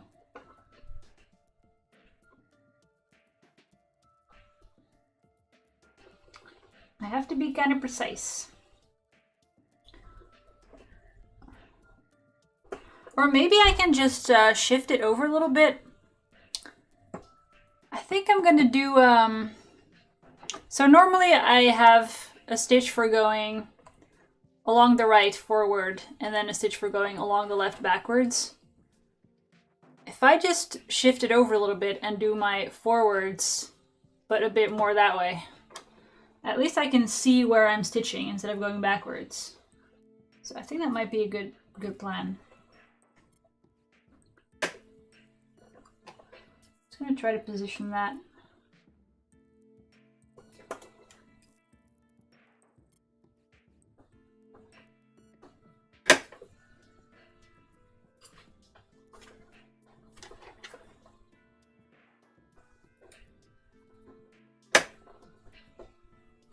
I think I got that.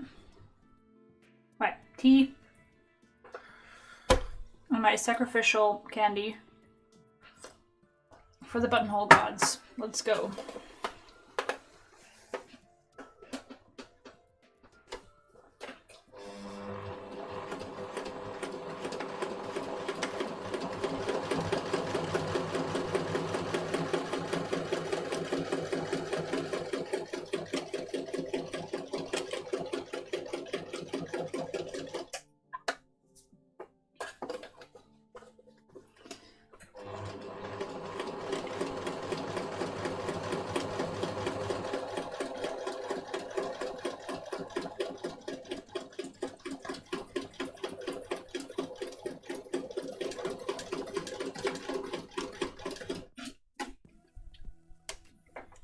That looked okay.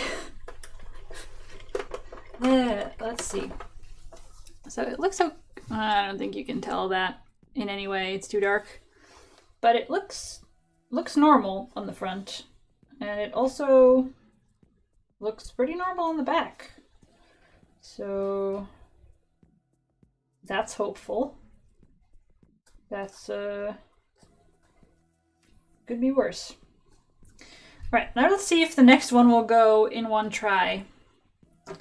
Because if I have to do this whole procedure for all three of them, this is going to be like a 5th stream instead of, oh, just quickly finish this today.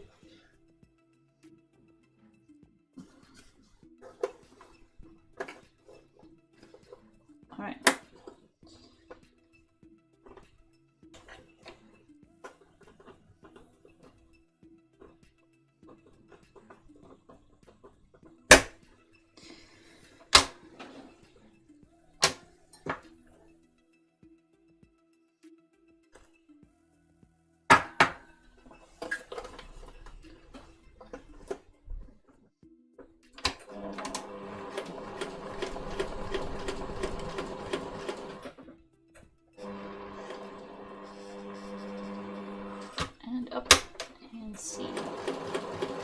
I'm gonna go slowly this time, not try to rush it, even though it's gonna take a while to get there.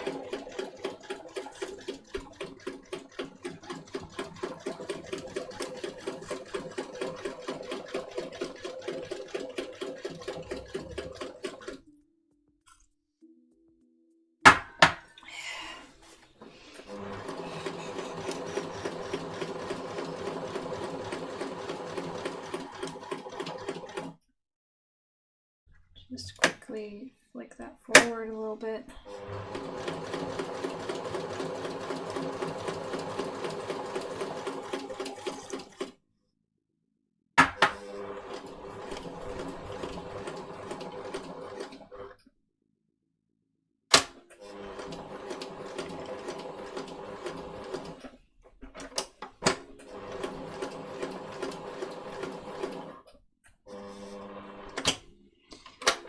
And backwards. Let's go.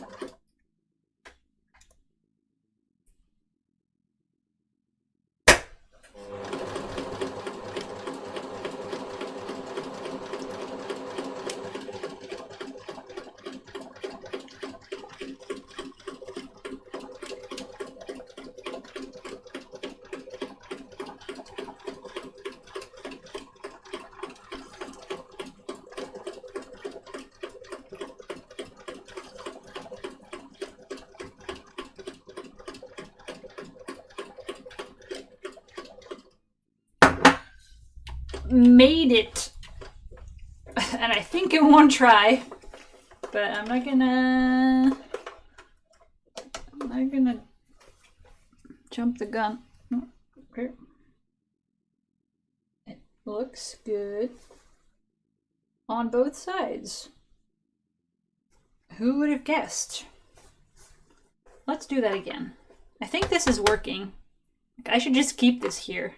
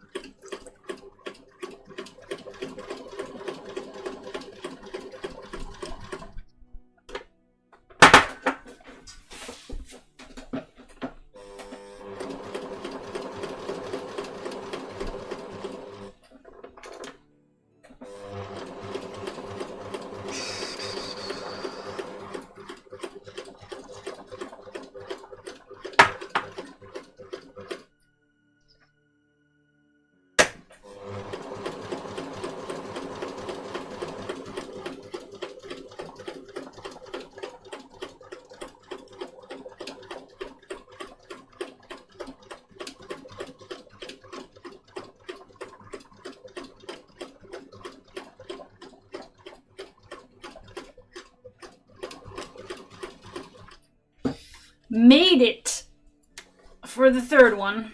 And I think that also went well.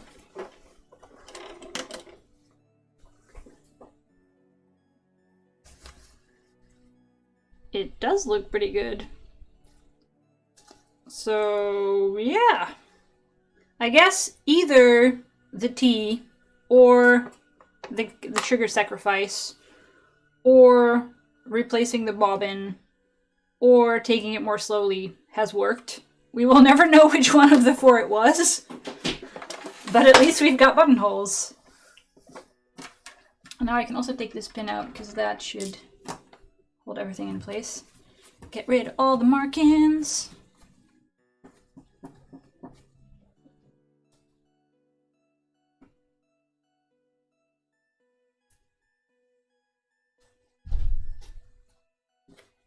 I guess now comes the most nerve-wracking part, which is ripping them open.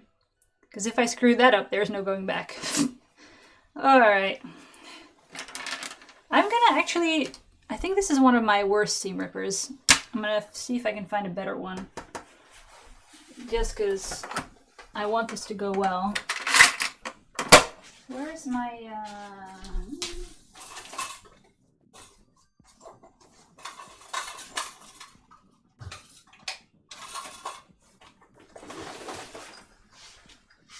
I thought I had a better seam ripper in this kit somewhere.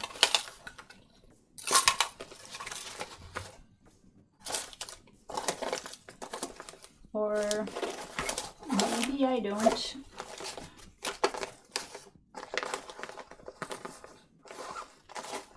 Nope, I was wrong. No. So then where are all my seam rippers? Because I'm fairly sure at some point I had 3, and at the moment I can only see 1.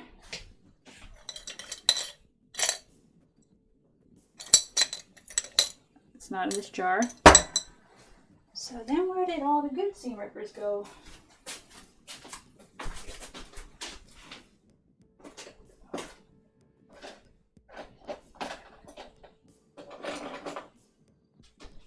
I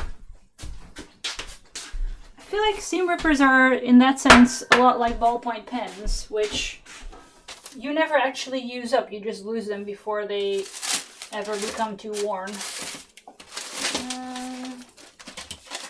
Haha! I hope that this is, yes, the good one.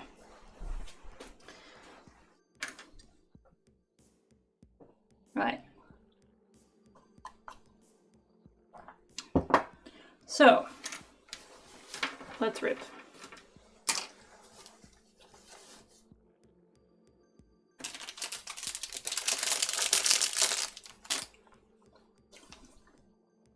So I'm gonna start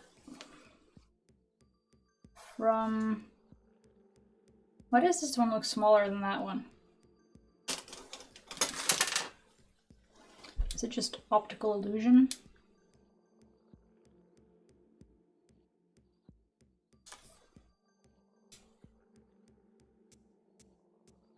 It is legitimately a tiny bit bigger, but only like a millimeter or 2.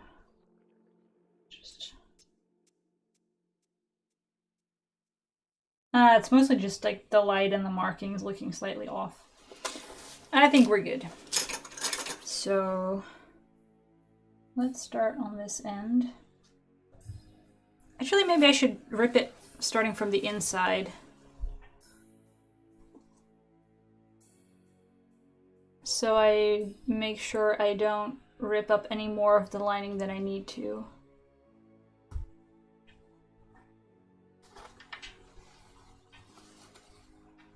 I'm gonna... Wait, I have an idea. Because I need more light to see where in this black on black on black stitching I'm coming out somewhere. I'm just gonna just screw my phone onto a tripod and have the flash on so I can see what I'm doing.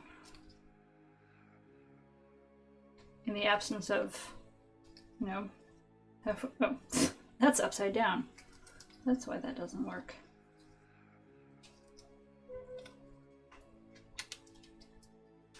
I guess I should have one of those, like, swivelly lights over my desk.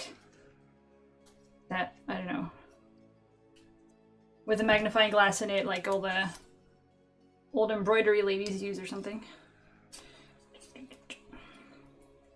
But for now.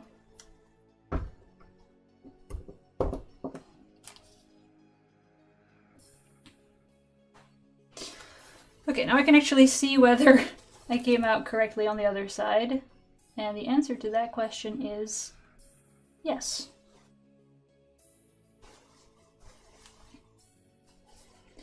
Now let's swivel it back.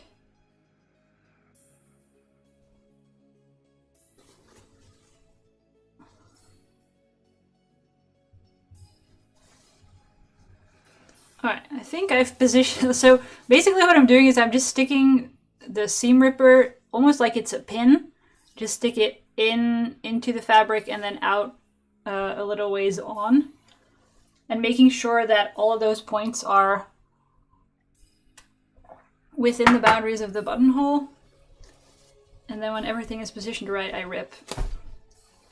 And that usually stops me from accidentally ripping through the threads actually binding the buttonhole.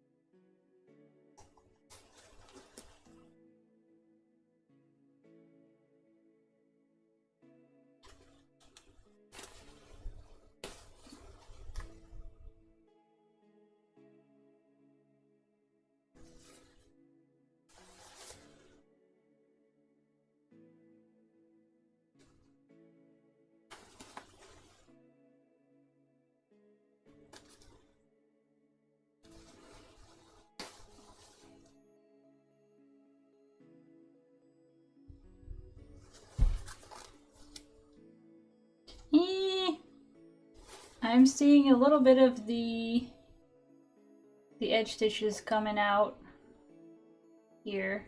I guess I must have accidentally hit them.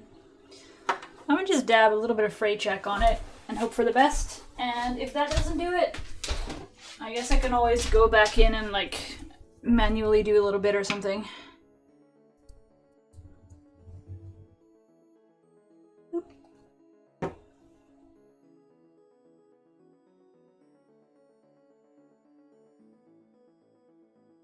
Means this, I'm just gonna leave this alone while the fray check dries.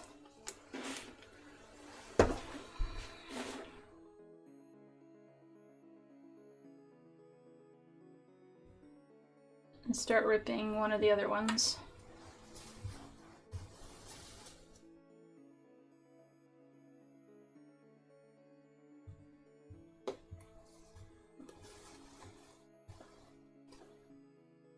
Stabbity stab. I think that was a good stab.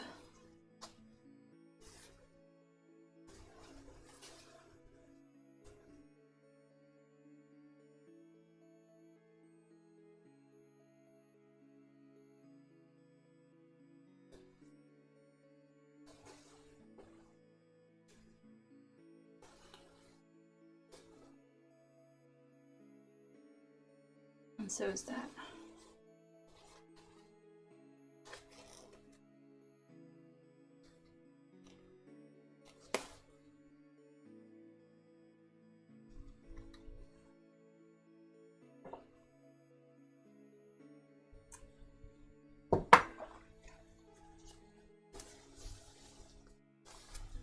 Are there modern machines that like also cut your buttonhole?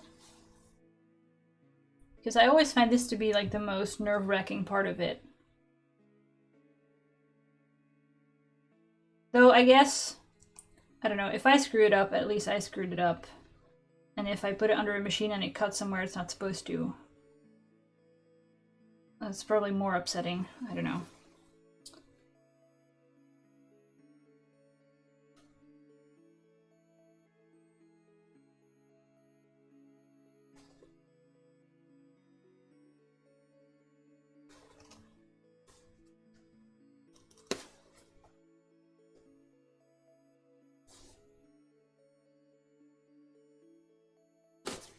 Ugh, that was not supposed to happen.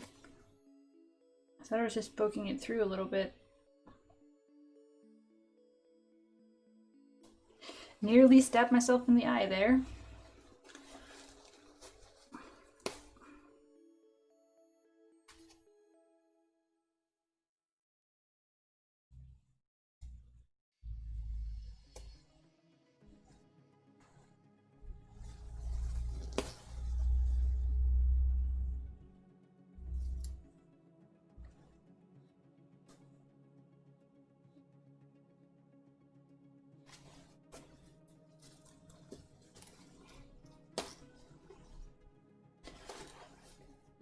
Let's start from the other end to meet in the middle, so I don't accidentally rip through any of the threads on the end. All right, that should do it. Let's just check with the button.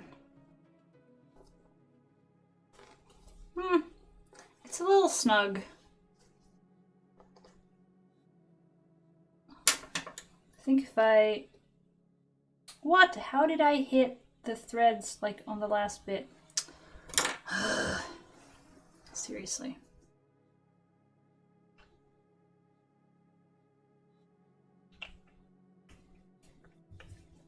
I'll have to do something about that. But I think I could sort of get a millimeter closer to the stitching and just widen it up a tiny bit.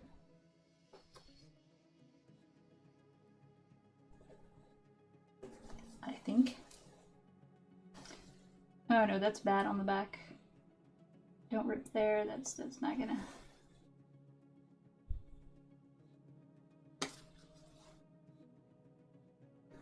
I think that did it. Yeah, that's more comfortable. All right, next one.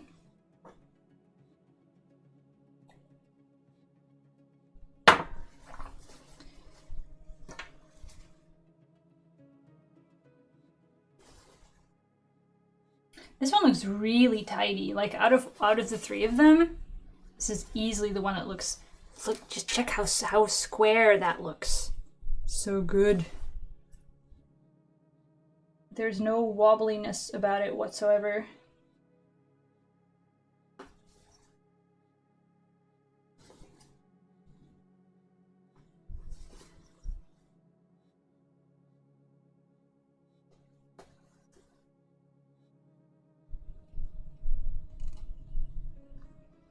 I'm not entirely convinced that I'm not gonna rip a hole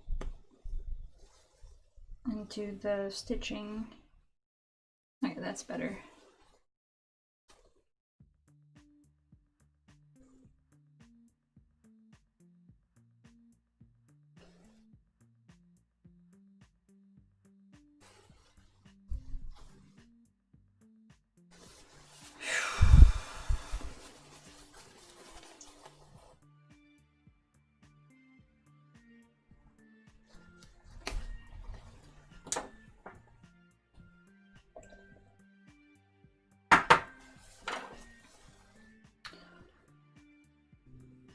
Maybe actually,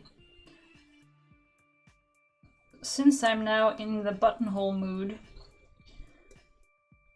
I also still need to do the buttonholes on my waistcoat, which I also know I said I was likely going to do off camera at some point in the past couple of weeks and never did. So maybe I'll just go straight on to that after I finish these. Because stitching the actual buttons on is boring. And probably best done at around the same time that I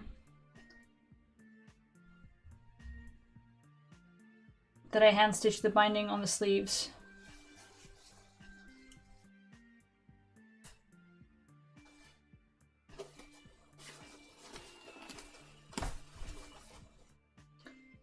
So I guess after I rip this open, this buttonhole is done.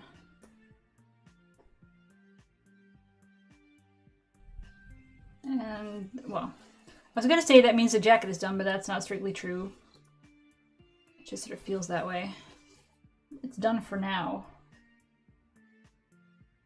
And I will do the rest later.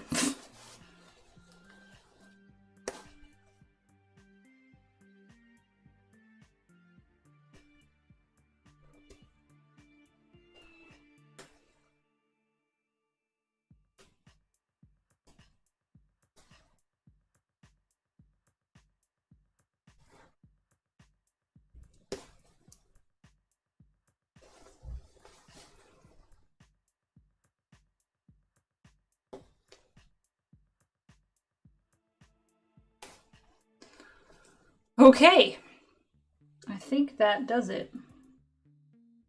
How did I also rip some of the threads on this one? Seriously.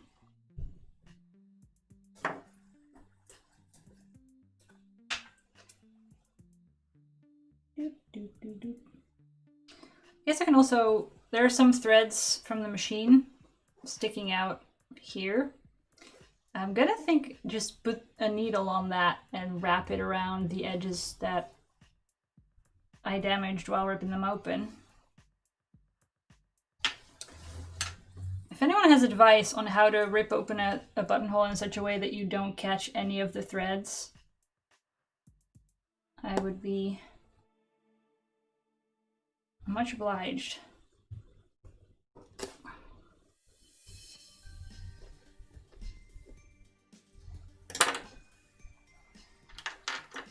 Let's just check that all of them actually fit the buttons. Because I know the middle one is good, but I haven't checked the other two.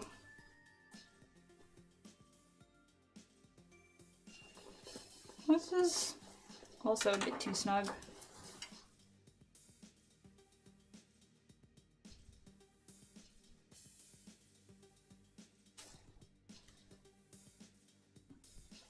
It's got a little bit of wiggle room at the end.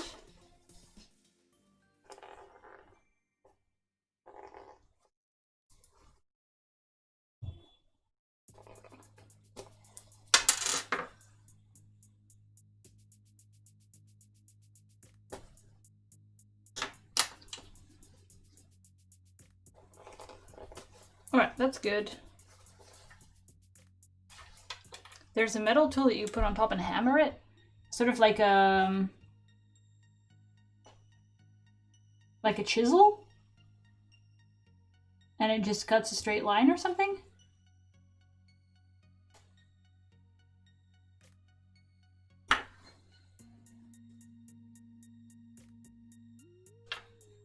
It seems like that could go very right or very wrong.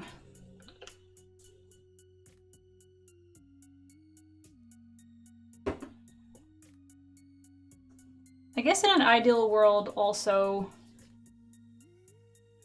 you could maybe cut the hole and then finish the edge. That would also solve a bunch of problems, I think. Let's test this one. Oh, this one's perfect. All right, let's throw this onto the finished hand stitching pile. But honestly, okay, let's give it a proper sort of, this is what it became sort of moment. I'm not gonna take this out just yet because I want these markings to make sure that everything is lined up for the buttons. Actually, I can just put a pin or two in it and then rip out the markings.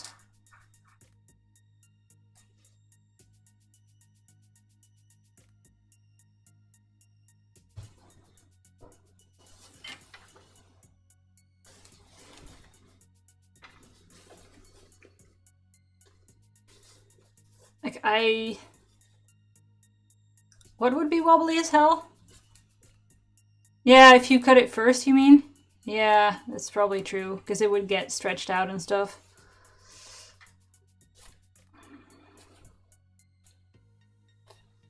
I just want some tool that like never cuts any of the threads from the, or I guess maybe I want a machine where you can configure the width of like the inner gap, you know what I mean? So if you've got scrap paper, I need some scrap paper. Here's an invoice. Because if you've got your buttonhole going like this, and then across, and then back, you know, what you want is that this gap where there is no stitching is a little bit wider maybe, so you have more wiggle room to rip it open. Because mine just leaves the teeniest amount of space. I guess that's what you want, to be able to configure that width. Anyway, I hope that this is gonna fit and look good. I'll take some pictures once it's properly finished, and there will also be pictures of my customer wearing it. which I guess I'll post on Instagram / Facebook, because that's the same thing these days, almost.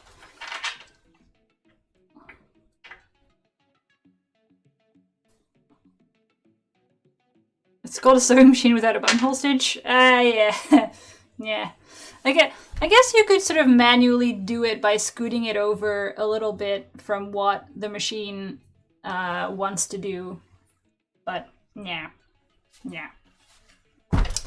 It's a jacket with sleeve edges that I still have to finish. And a little pocket.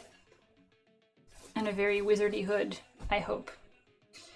So I'm just going to put this aside for now and finish the rest by hand, like putting the buttons on and doing the edges.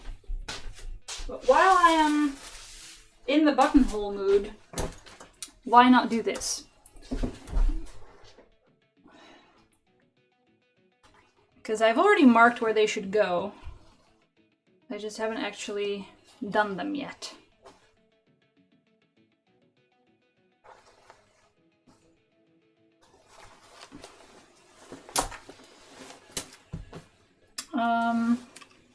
Now let's find the buttons.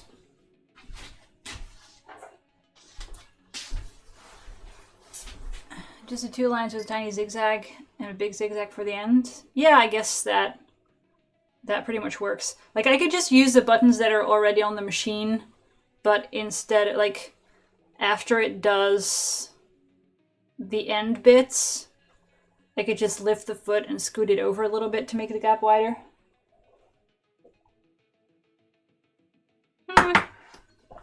Anyway, I've got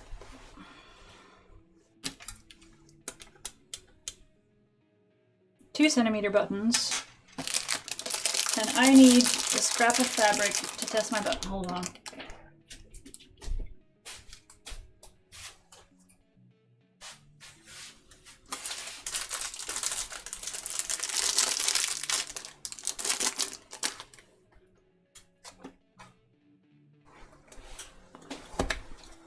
And I think for once I actually have enough overlap here to fit. Nice.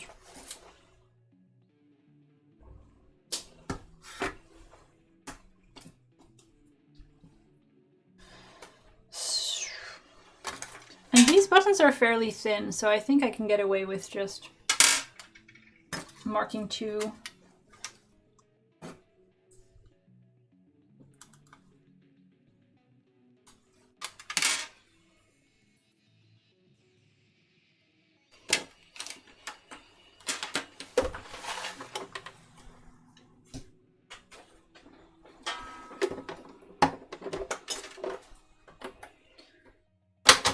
I'm actually gonna try that technique for these ones, I guess.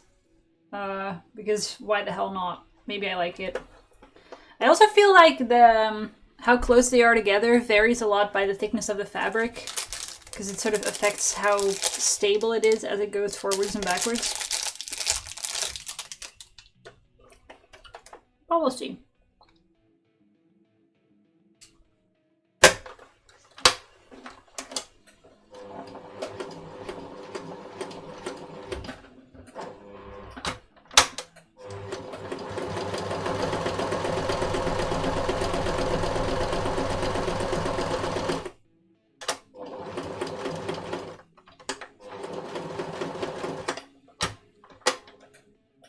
So now would be the time for me to scoot it over a little bit.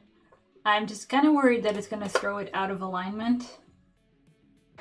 But let's see what happens.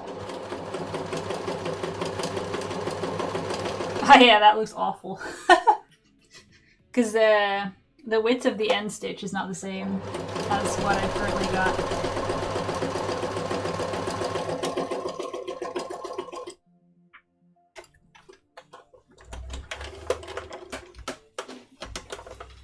So that ended up looking slightly awkward just over there, because the stitching went off that way, because I moved it, and now it doesn't look square. I'm gonna see if my widest zigzag is wider than this, or not.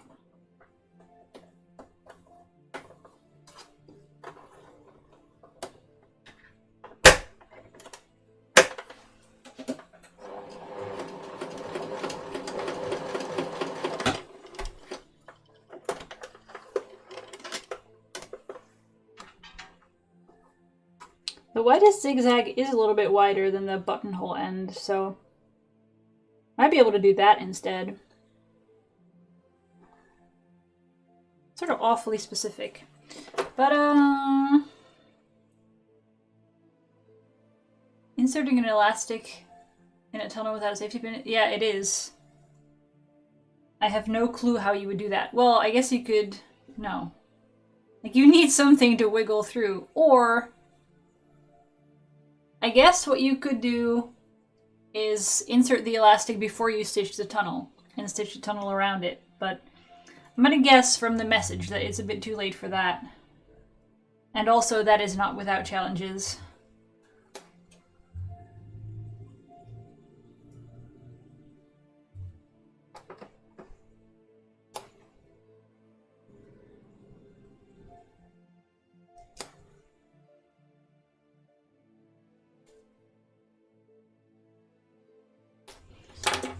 Let's see if this will fit the button, at least. Yeah, that's a bit tight. That's a struggle.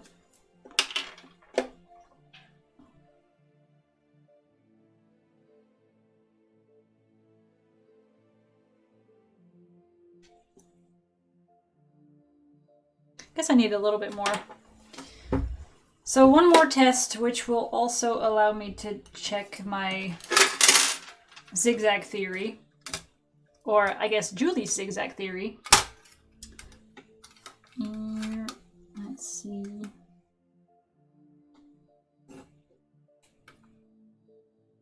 And I was gonna add 2 millimeters or something.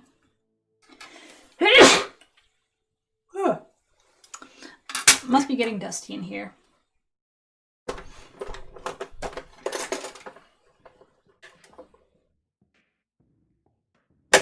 So I've just got it set to widest zigzag for the ends now. Let's see if that gets me to where I want to be.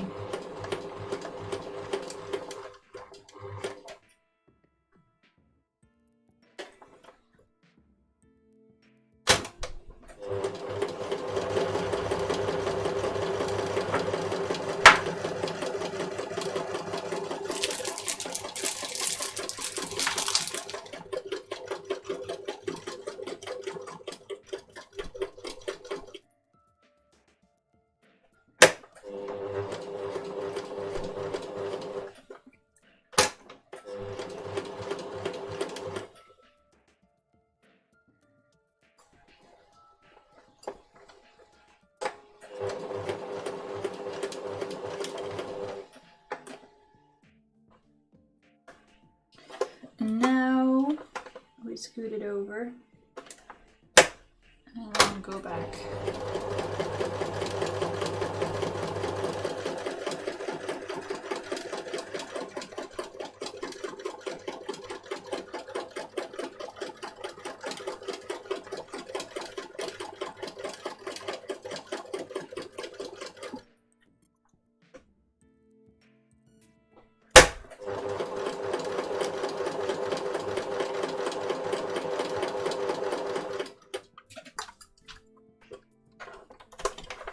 Yeah, it is now the Julie method for buttonholes. And I think it is giving me a slightly wider gap to rip. So I'm liking it. And it doesn't look that bad.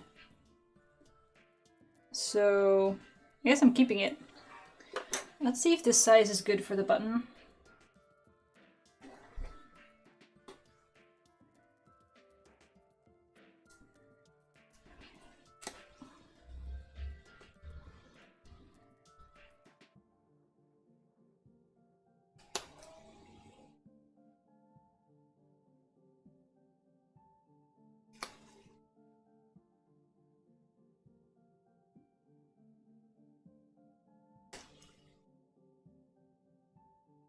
I guess when this is done, I'm going to rename this video to Buttonholes the Happening or something.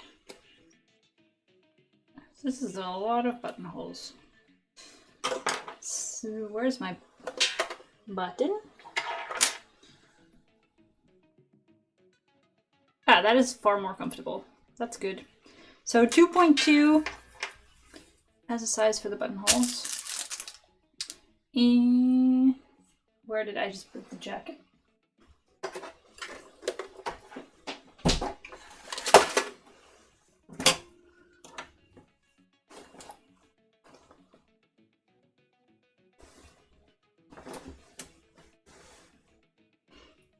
So let's mark these things.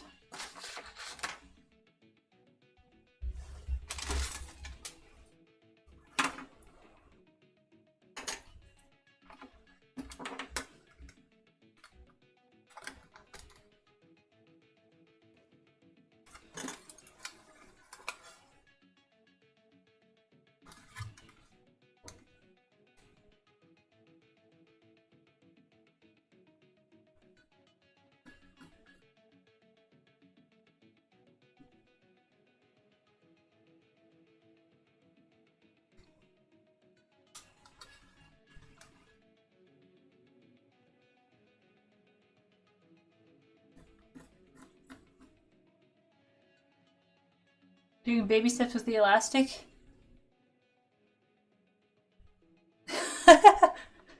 It's good that we're all making each other hang in there and just spend more time. I feel like there's, oh no, like the what's it called? Pocket is sort of extending up to here, but not quite into the buttonhole. So I think we're good.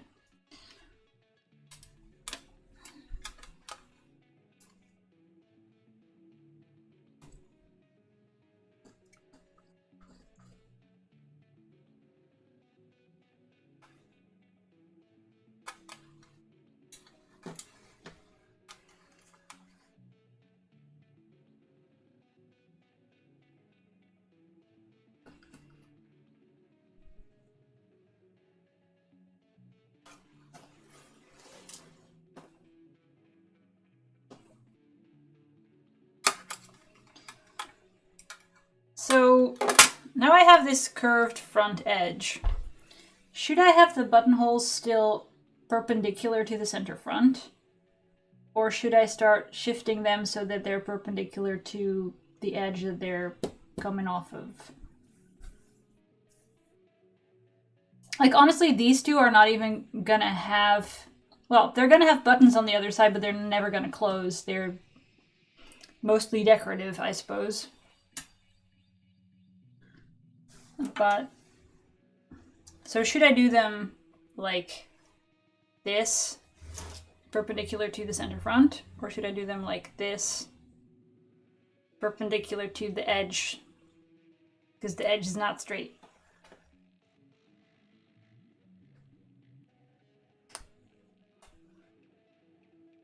I'm feeling like, I don't know, maybe when you're wearing it, it makes more sense if they are horizontal.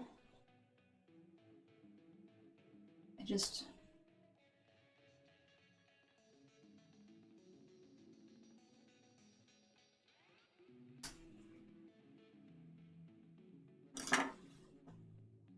to the edge. I'm just gonna put it on and try to imagine. So they're currently pinned fairly perpendicular to the edge. So I'm just gonna visualize them like that. Let's try.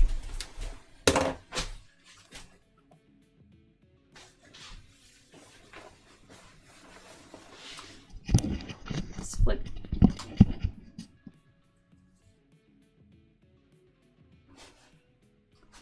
Okay, so we've got 2 votes for edge already.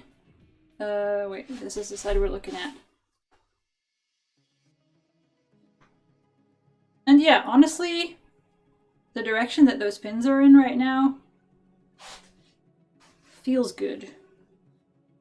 It ends up overlapping like this.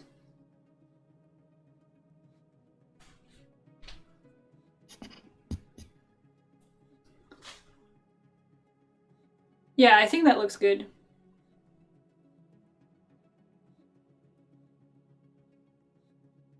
Let's do it that way.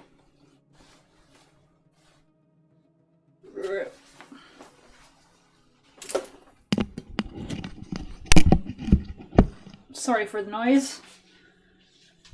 I meant to be a little bit more subtle about that.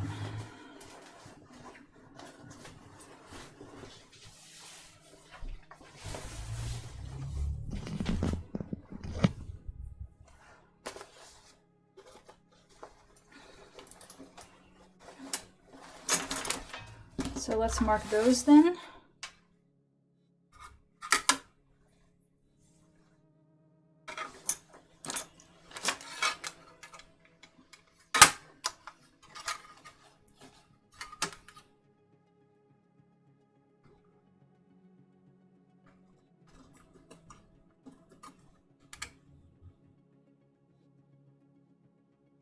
Yeah, I'm gonna put matching buttons for those buttonholes, even if they're not intended to ever close. Just because I feel like it would be awkward.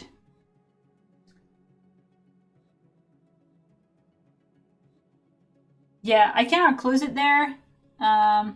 So the logic went something like, it looks good if the buttons go all the way up, that it would look kind of awkward if they stopped here. So the buttons were going to go all the way to the top, and then the question was, are there going to be buttonholes even for the ones that I'm not going to be closing? And at some point the decision was made that the answer was yes. And I don't feel bad about it, so let's do it.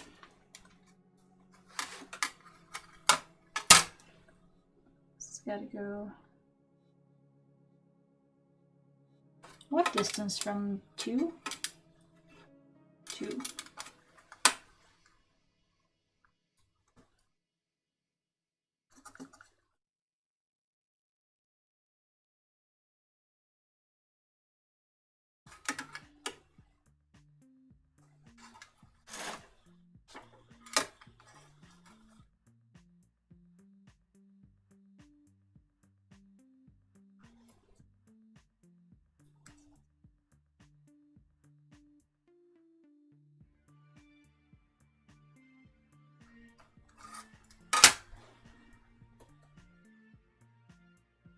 Alright, I think that's all of them marked out. I'm just gonna pull out these pins to get a final look at whether I think it makes sense.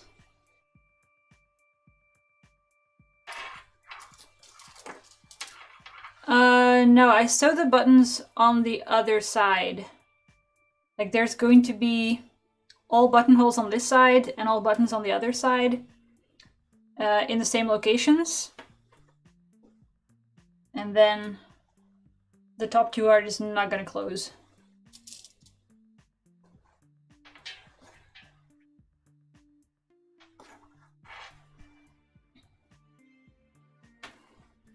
Okay, I feel like I wanna pin this down a little bit because the way the edge is rolled over is kind of like I've tried ironing this, but it's not fully staying in place. So let's get this sort of tightly folded over.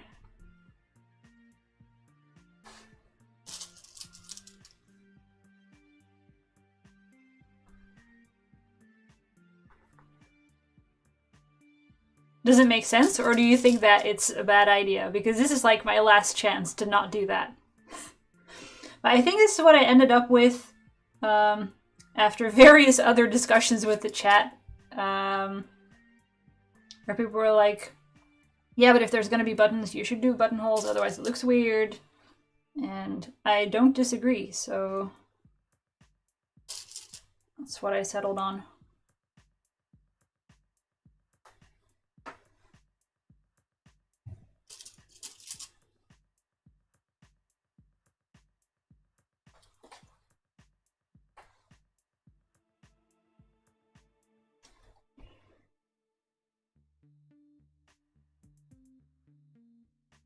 I do the buttonholes by machine, which I know is not that historically accurate, but then again, nothing about this thing is.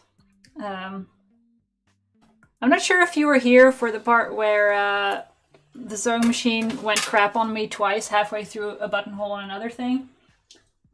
But I feel that I've now appeased the buttonhole gods, and I can do more of them.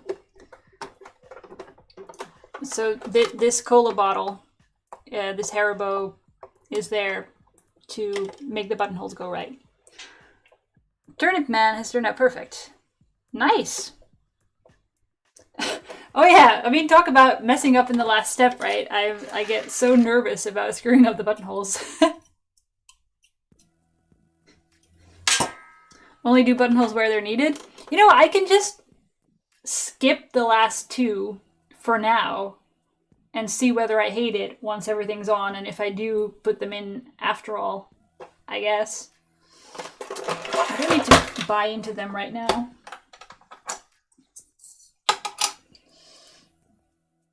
But I think I'm gonna do them. Because I think it looks weird. I want the buttons all the way to the top, and I think it looks weird if they're not matching buttonholes. You know what? I'm gonna do all of them. Because even if I end up thinking that the other thing is better at some point, it's never gonna be... Like, doing too many buttonholes is not gonna be that kind of thing where I'm gonna hate the jacket because the buttonhole is there. So, let's just do that. Yeah, I spent some time fiddling with the machine to where... Like, I could never quite make sense of where it would start. But now I've gotten into a habit where, at least for my machine, it works to mark sort of what the inner dimensions of the buttonhole should be, then starting a little bit before that, going a little bit past it. And that is how it works for me now, but I definitely always do some practice buttonholes because you just can't be sure. Also, this is the correct color, right? Yeah, it is.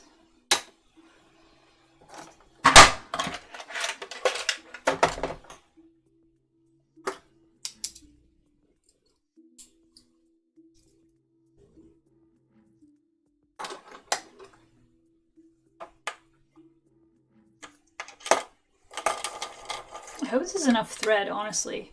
It's not a whole lot. And I'm going to be disappointed if I have to order more thread and wait 2 weeks to finish this or something.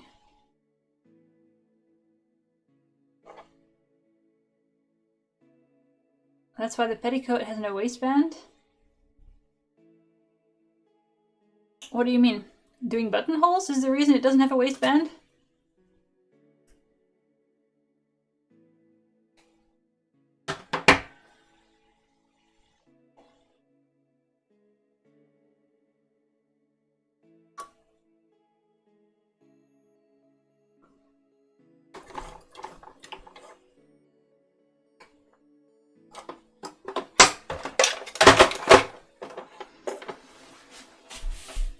Alrighty. I'm gonna do one more test, or should I consider... I mean, the only difference between this and what I'm gonna do now is the color of the thread. I should be good. Mess up the last step? Yeah. Well, at some point, if you never finish it, you're also never going to wear it. And if you mess it up, you're also never going to wear it. So, better just do it and hope for the best. Because not doing it gets you just as far as messing it up does. And if you try, you might get it right.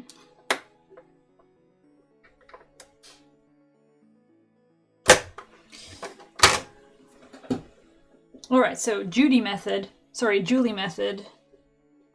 of using the white zigzag for the ends. Let's do it.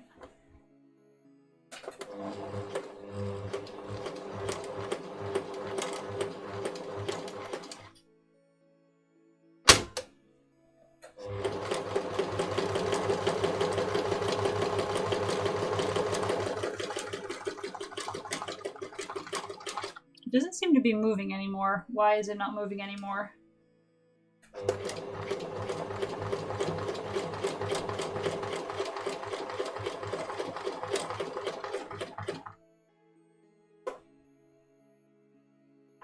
It seems to move a little bit every now and then, but I'm not...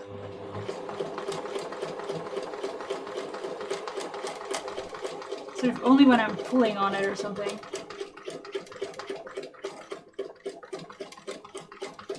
I don't like this.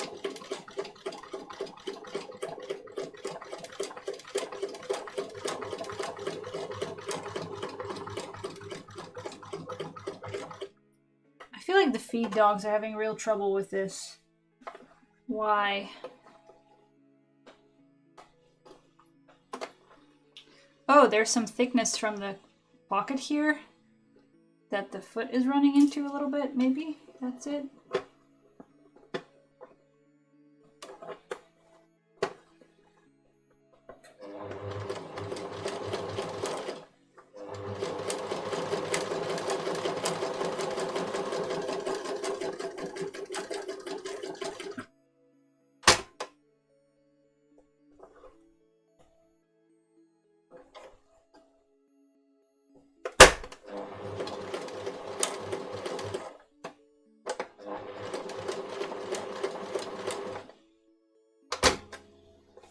I don't trust any of this.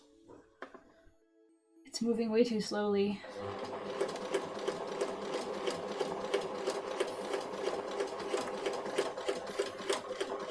And I feel that the pressure I'm putting on it with my hands might make it go in the wrong direction a little bit or something.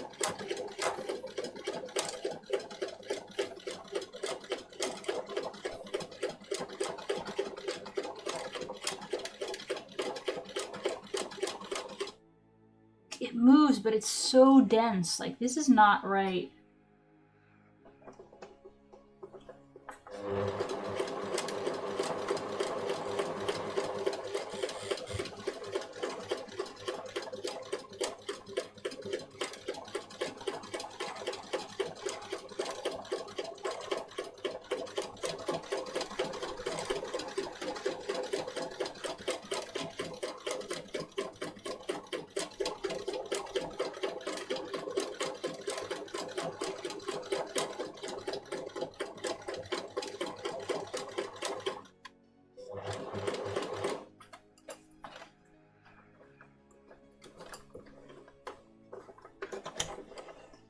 I mean, it's in. It's there. Wow, this is so poorly visible. It's there. I'm just very confused by how it would occasionally just get stuck and not move. Even though like the fabric is quite grippy, you would think that it would have no trouble moving under the feed dogs. What? Slightly confused, but gonna keep going, I think. Because the result seems reasonable. I don't know.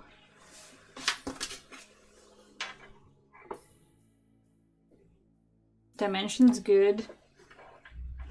Yeah, let's just... Haven't gotten punished yet, and I still got my cola bottle, so...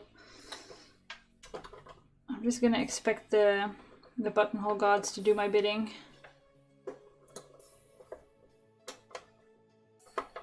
Oh, but this is where it's gonna run into the pocket a little bit. See if I can wiggle that out of the way. Ow.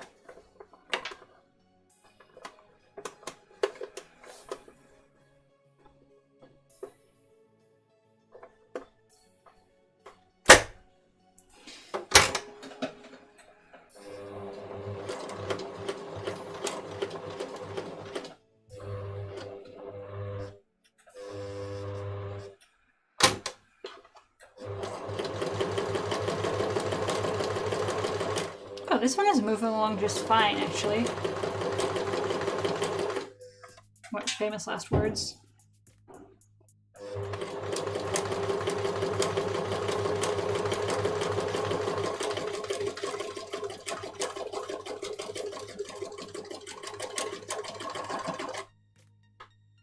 Honestly, this is not giving me as much trouble as the other one.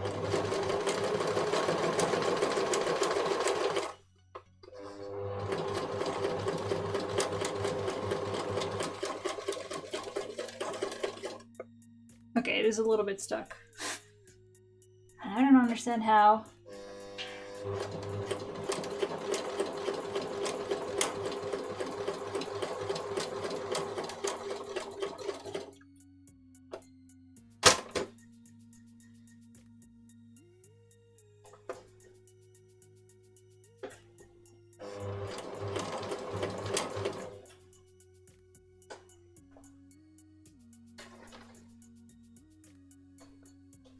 Time for the gentle scooting over.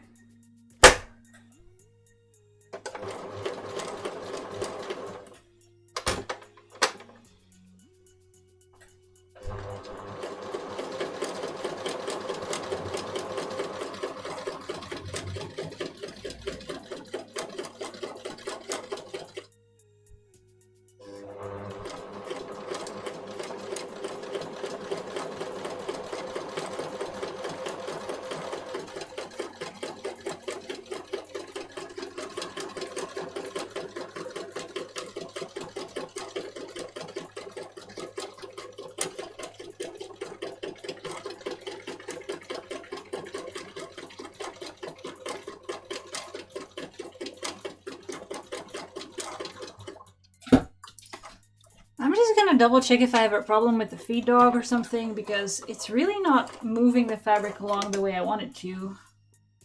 And it's kind of odd. They seem to move just fine.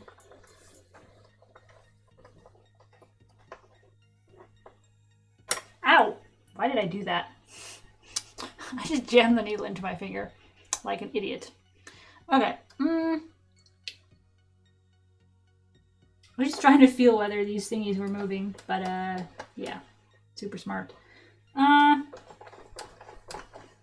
It looks normal. That's all I can say. Guess just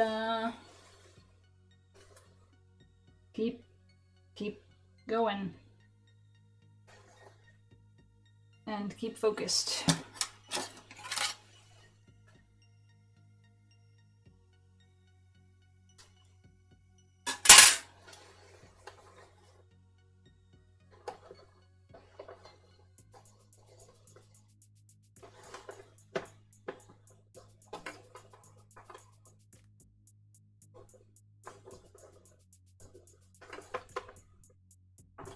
Can't really see where the start is here.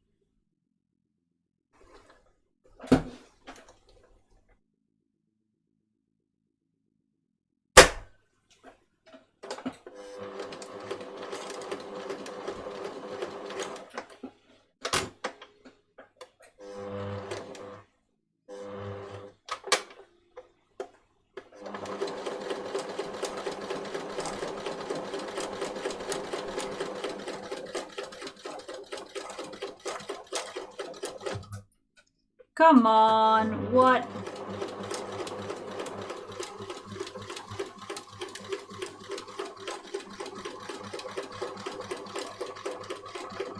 It feels like I have to pull the fabric through because it's just not being moved by the machine.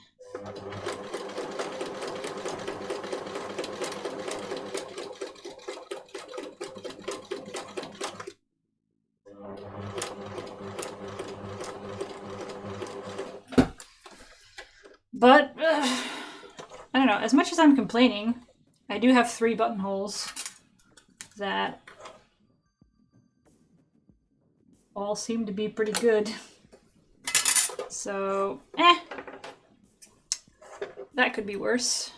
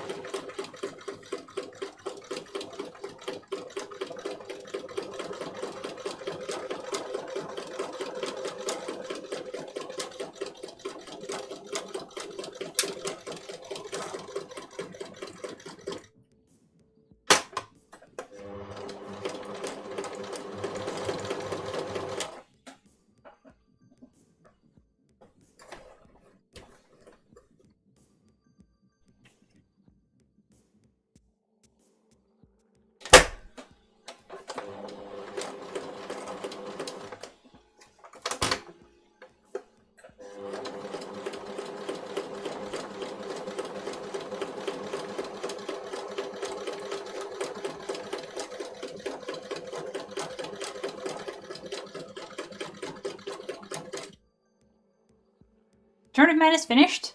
Awesome. I was gonna say show me, but then I realized that that's not how Twitch works. But congratulations on Tournament Man. I am proud of you, and I'm sure that it looks great.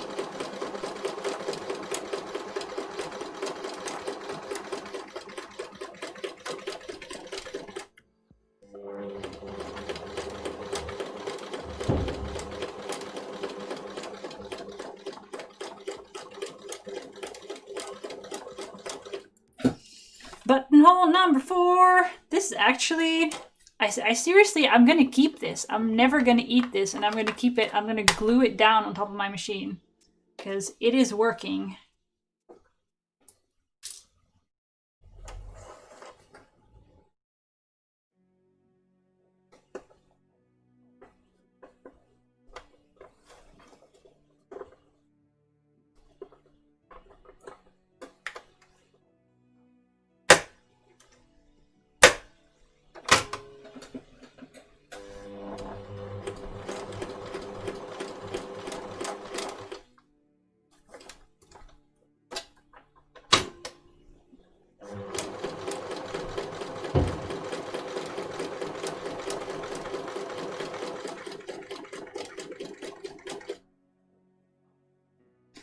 The thread is still holding out okay, actually.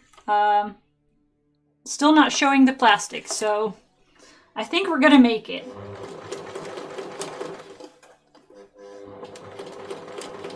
I am, I guess, gonna double check on the bobbin after this one. Just to make sure that doesn't screw me over.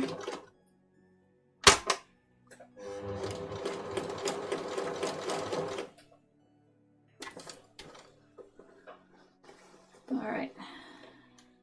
Once again for the very gentle shift. And backwards.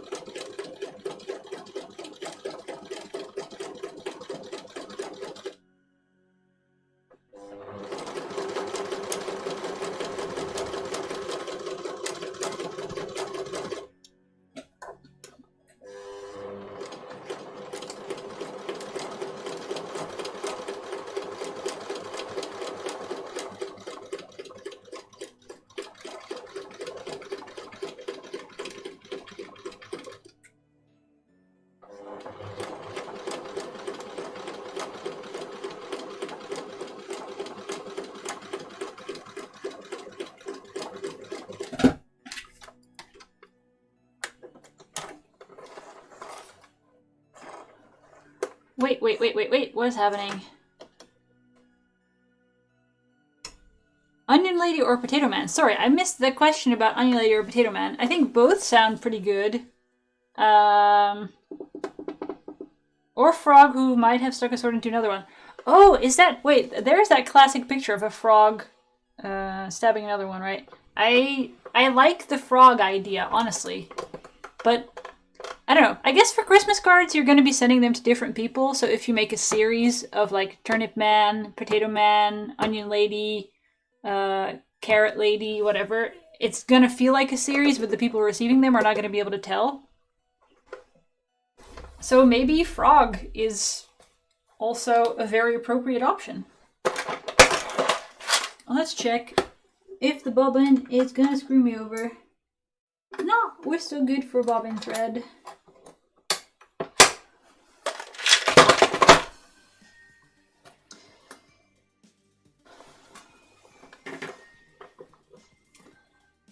This buttonhole feels a bit bigger than the other ones, but maybe that's just... Yeah, that's just me.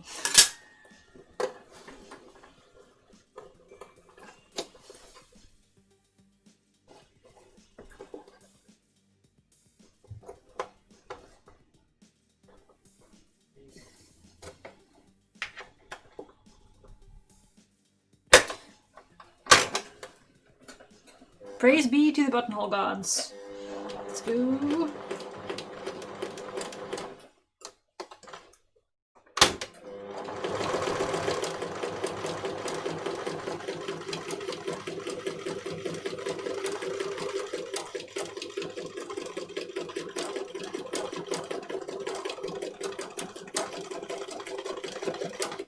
No, don't get stuck.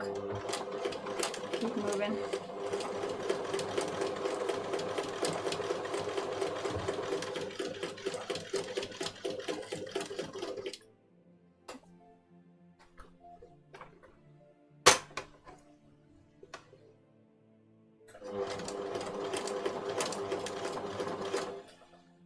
When you think about it, you gotta go with the frogs. I mean, yeah, gotta make sure that you're not suggesting murder in your Christmas greetings, but other than that, great idea.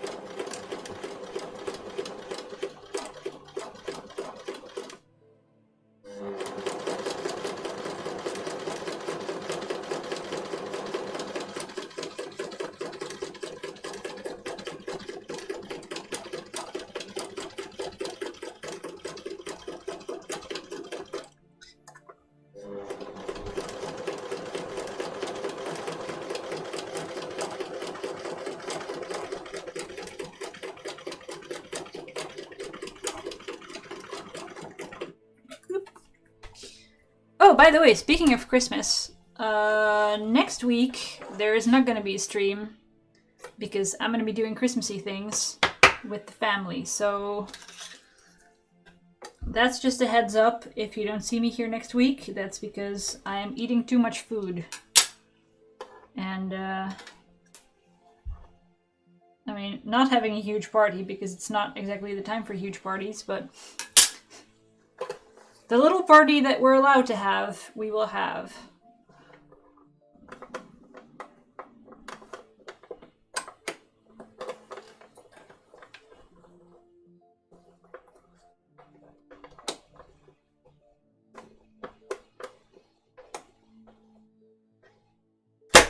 I was gonna say if you don't see me online next week, don't think that I died, but I might have died and you wouldn't know. Anyway. Yeah, I definitely won't be there next week. Dead or otherwise.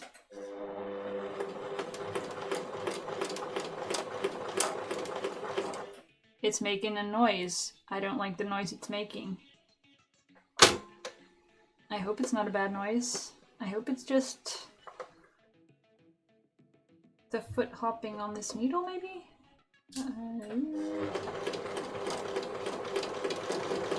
Oh yeah.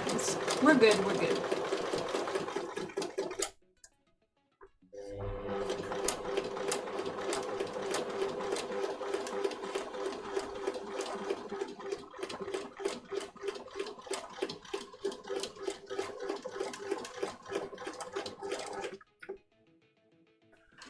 What's my favorite Christmas sweet? Ooh, tough one.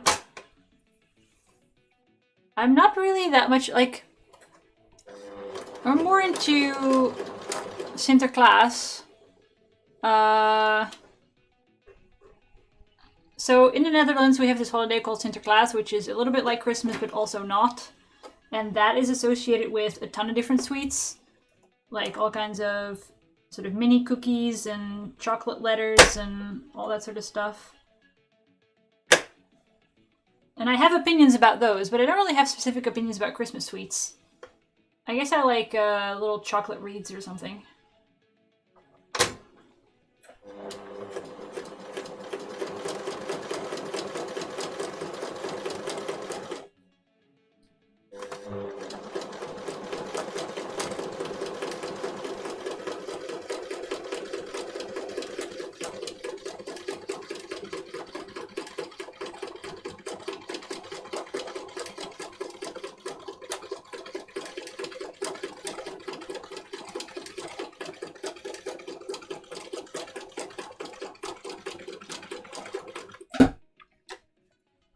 I think I just made 1, 2, 3, 4, 5, 6, 7 buttonholes in succession without anything jamming on me. It's amazing.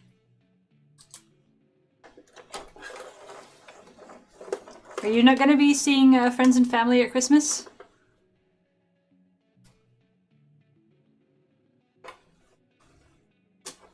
Not even a short visit or something?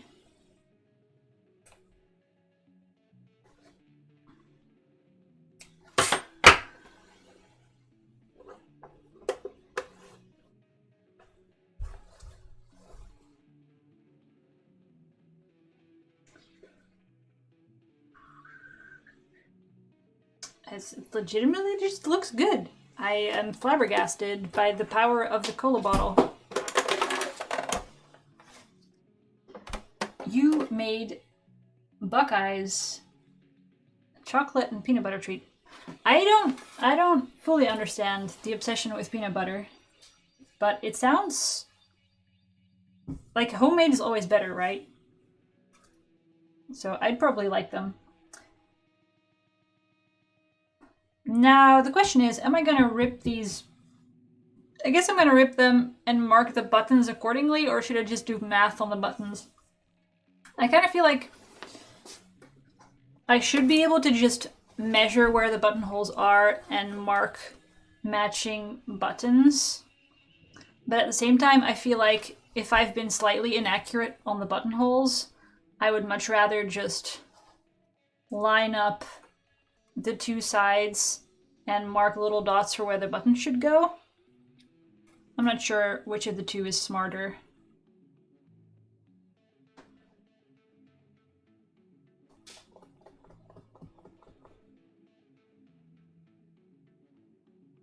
Let's see how bad of a job I've done.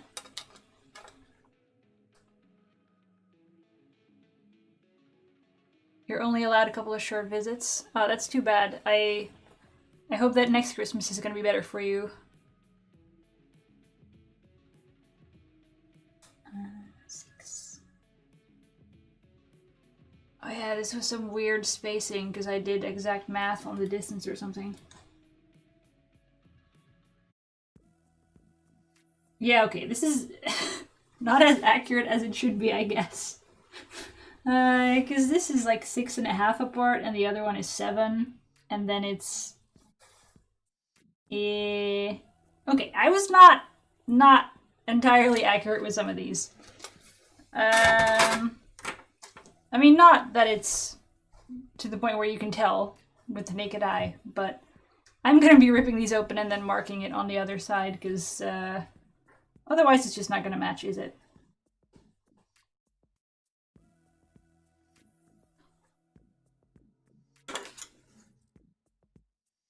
They have to have a COVID test? Wow, jeez. That's rough.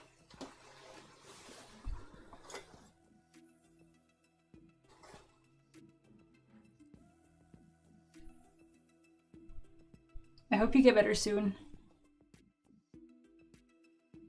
Whoops.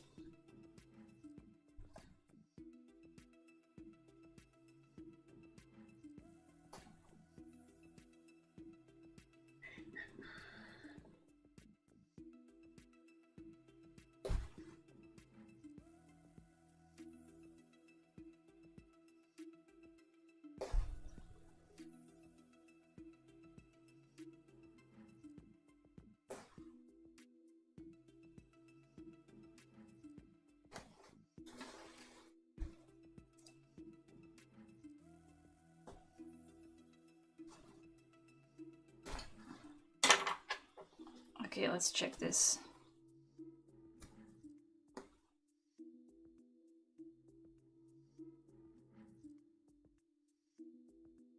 That works. Oh, I'm so proud of my buttonholes.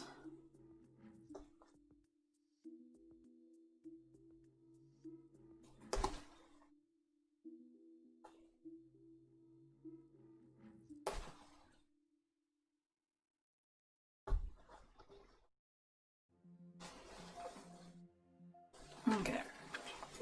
I'm trying not to stab myself in the face here.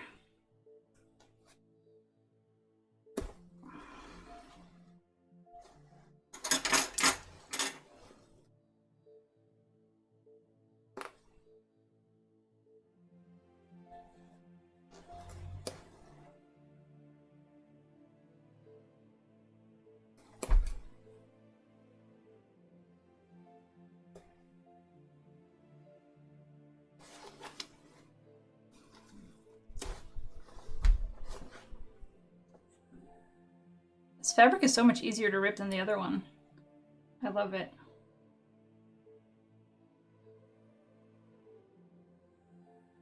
Yeah, I can imagine that it's not the place you want to be. I just hope it helps.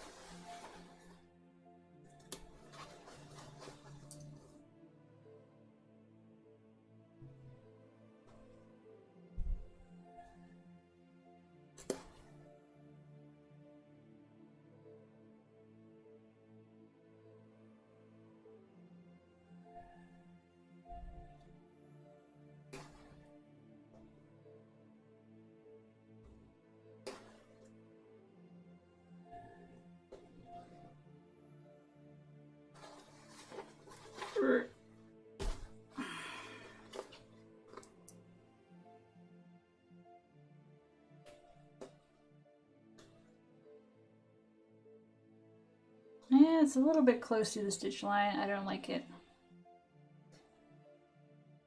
I think that the Julie method is working because I don't think I've ripped through any of the buttonhole threads on this one.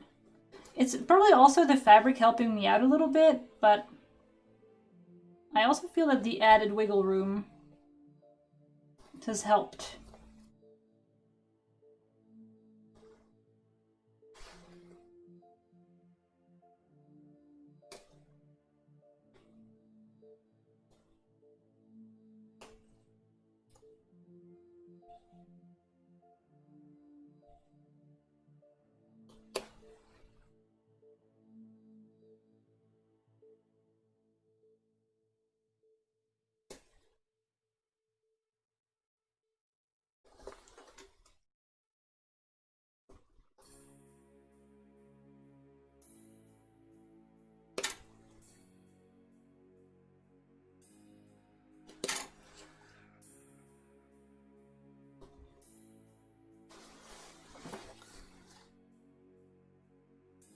Boom! I think that's all of them successfully ripped open. Let me just check if they're all...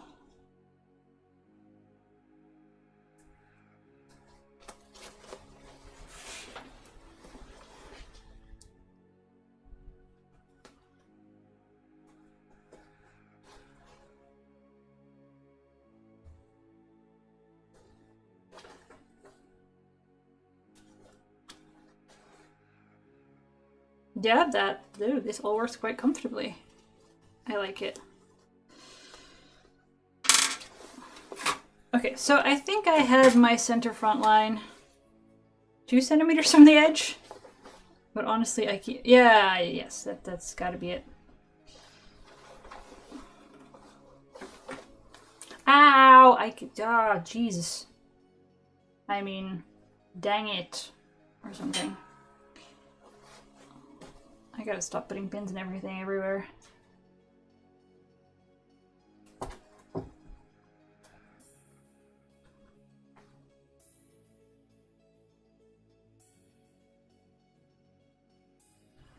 It's nice to hear that it helps. Like, I try to sort of... Like, I don't want to pry into your private life or anything. But anything you want to share, I think that the people who hang out here tend to be pretty understanding and helpful and stuff. So I'm happy about that. So thank you all for being awesome.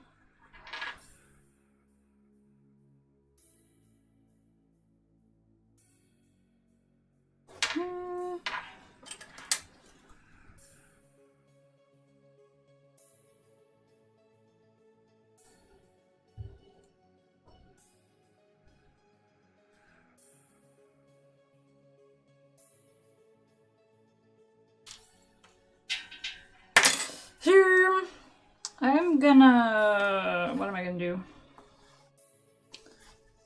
I'm gonna pin this flat and mark the line where the button should go. And then the exact heights I will do with the dots. I'm getting kind of hungry. What time is it? Ew, it's already quite late. Ha! Okay, that's why I'm hungry.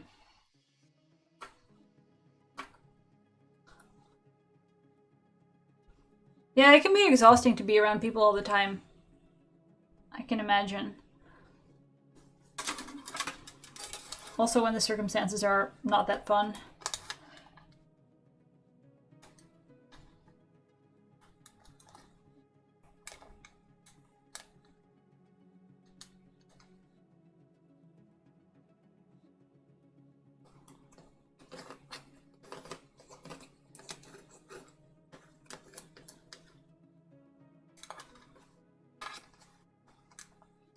I'm just gonna mark these buttons and then I'm gonna call it a day and have some dinner.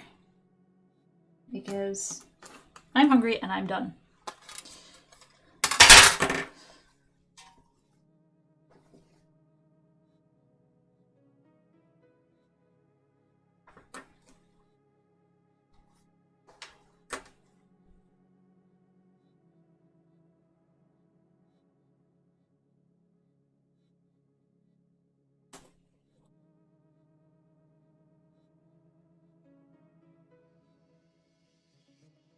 That is not all that visible. Let's try that again.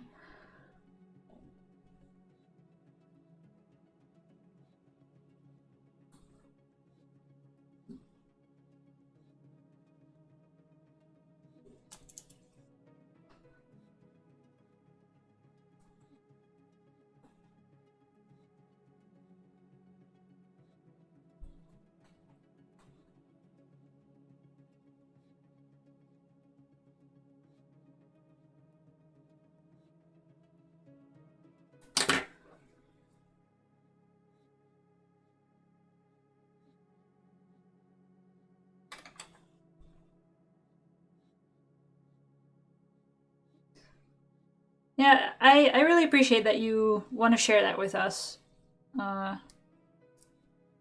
It's gotta be not fun, and I don't want to make the stream about those topics because I'm gonna guess that you're watching this to think about something else for a while. But if you want to share or vent or whatever, I'm up for that.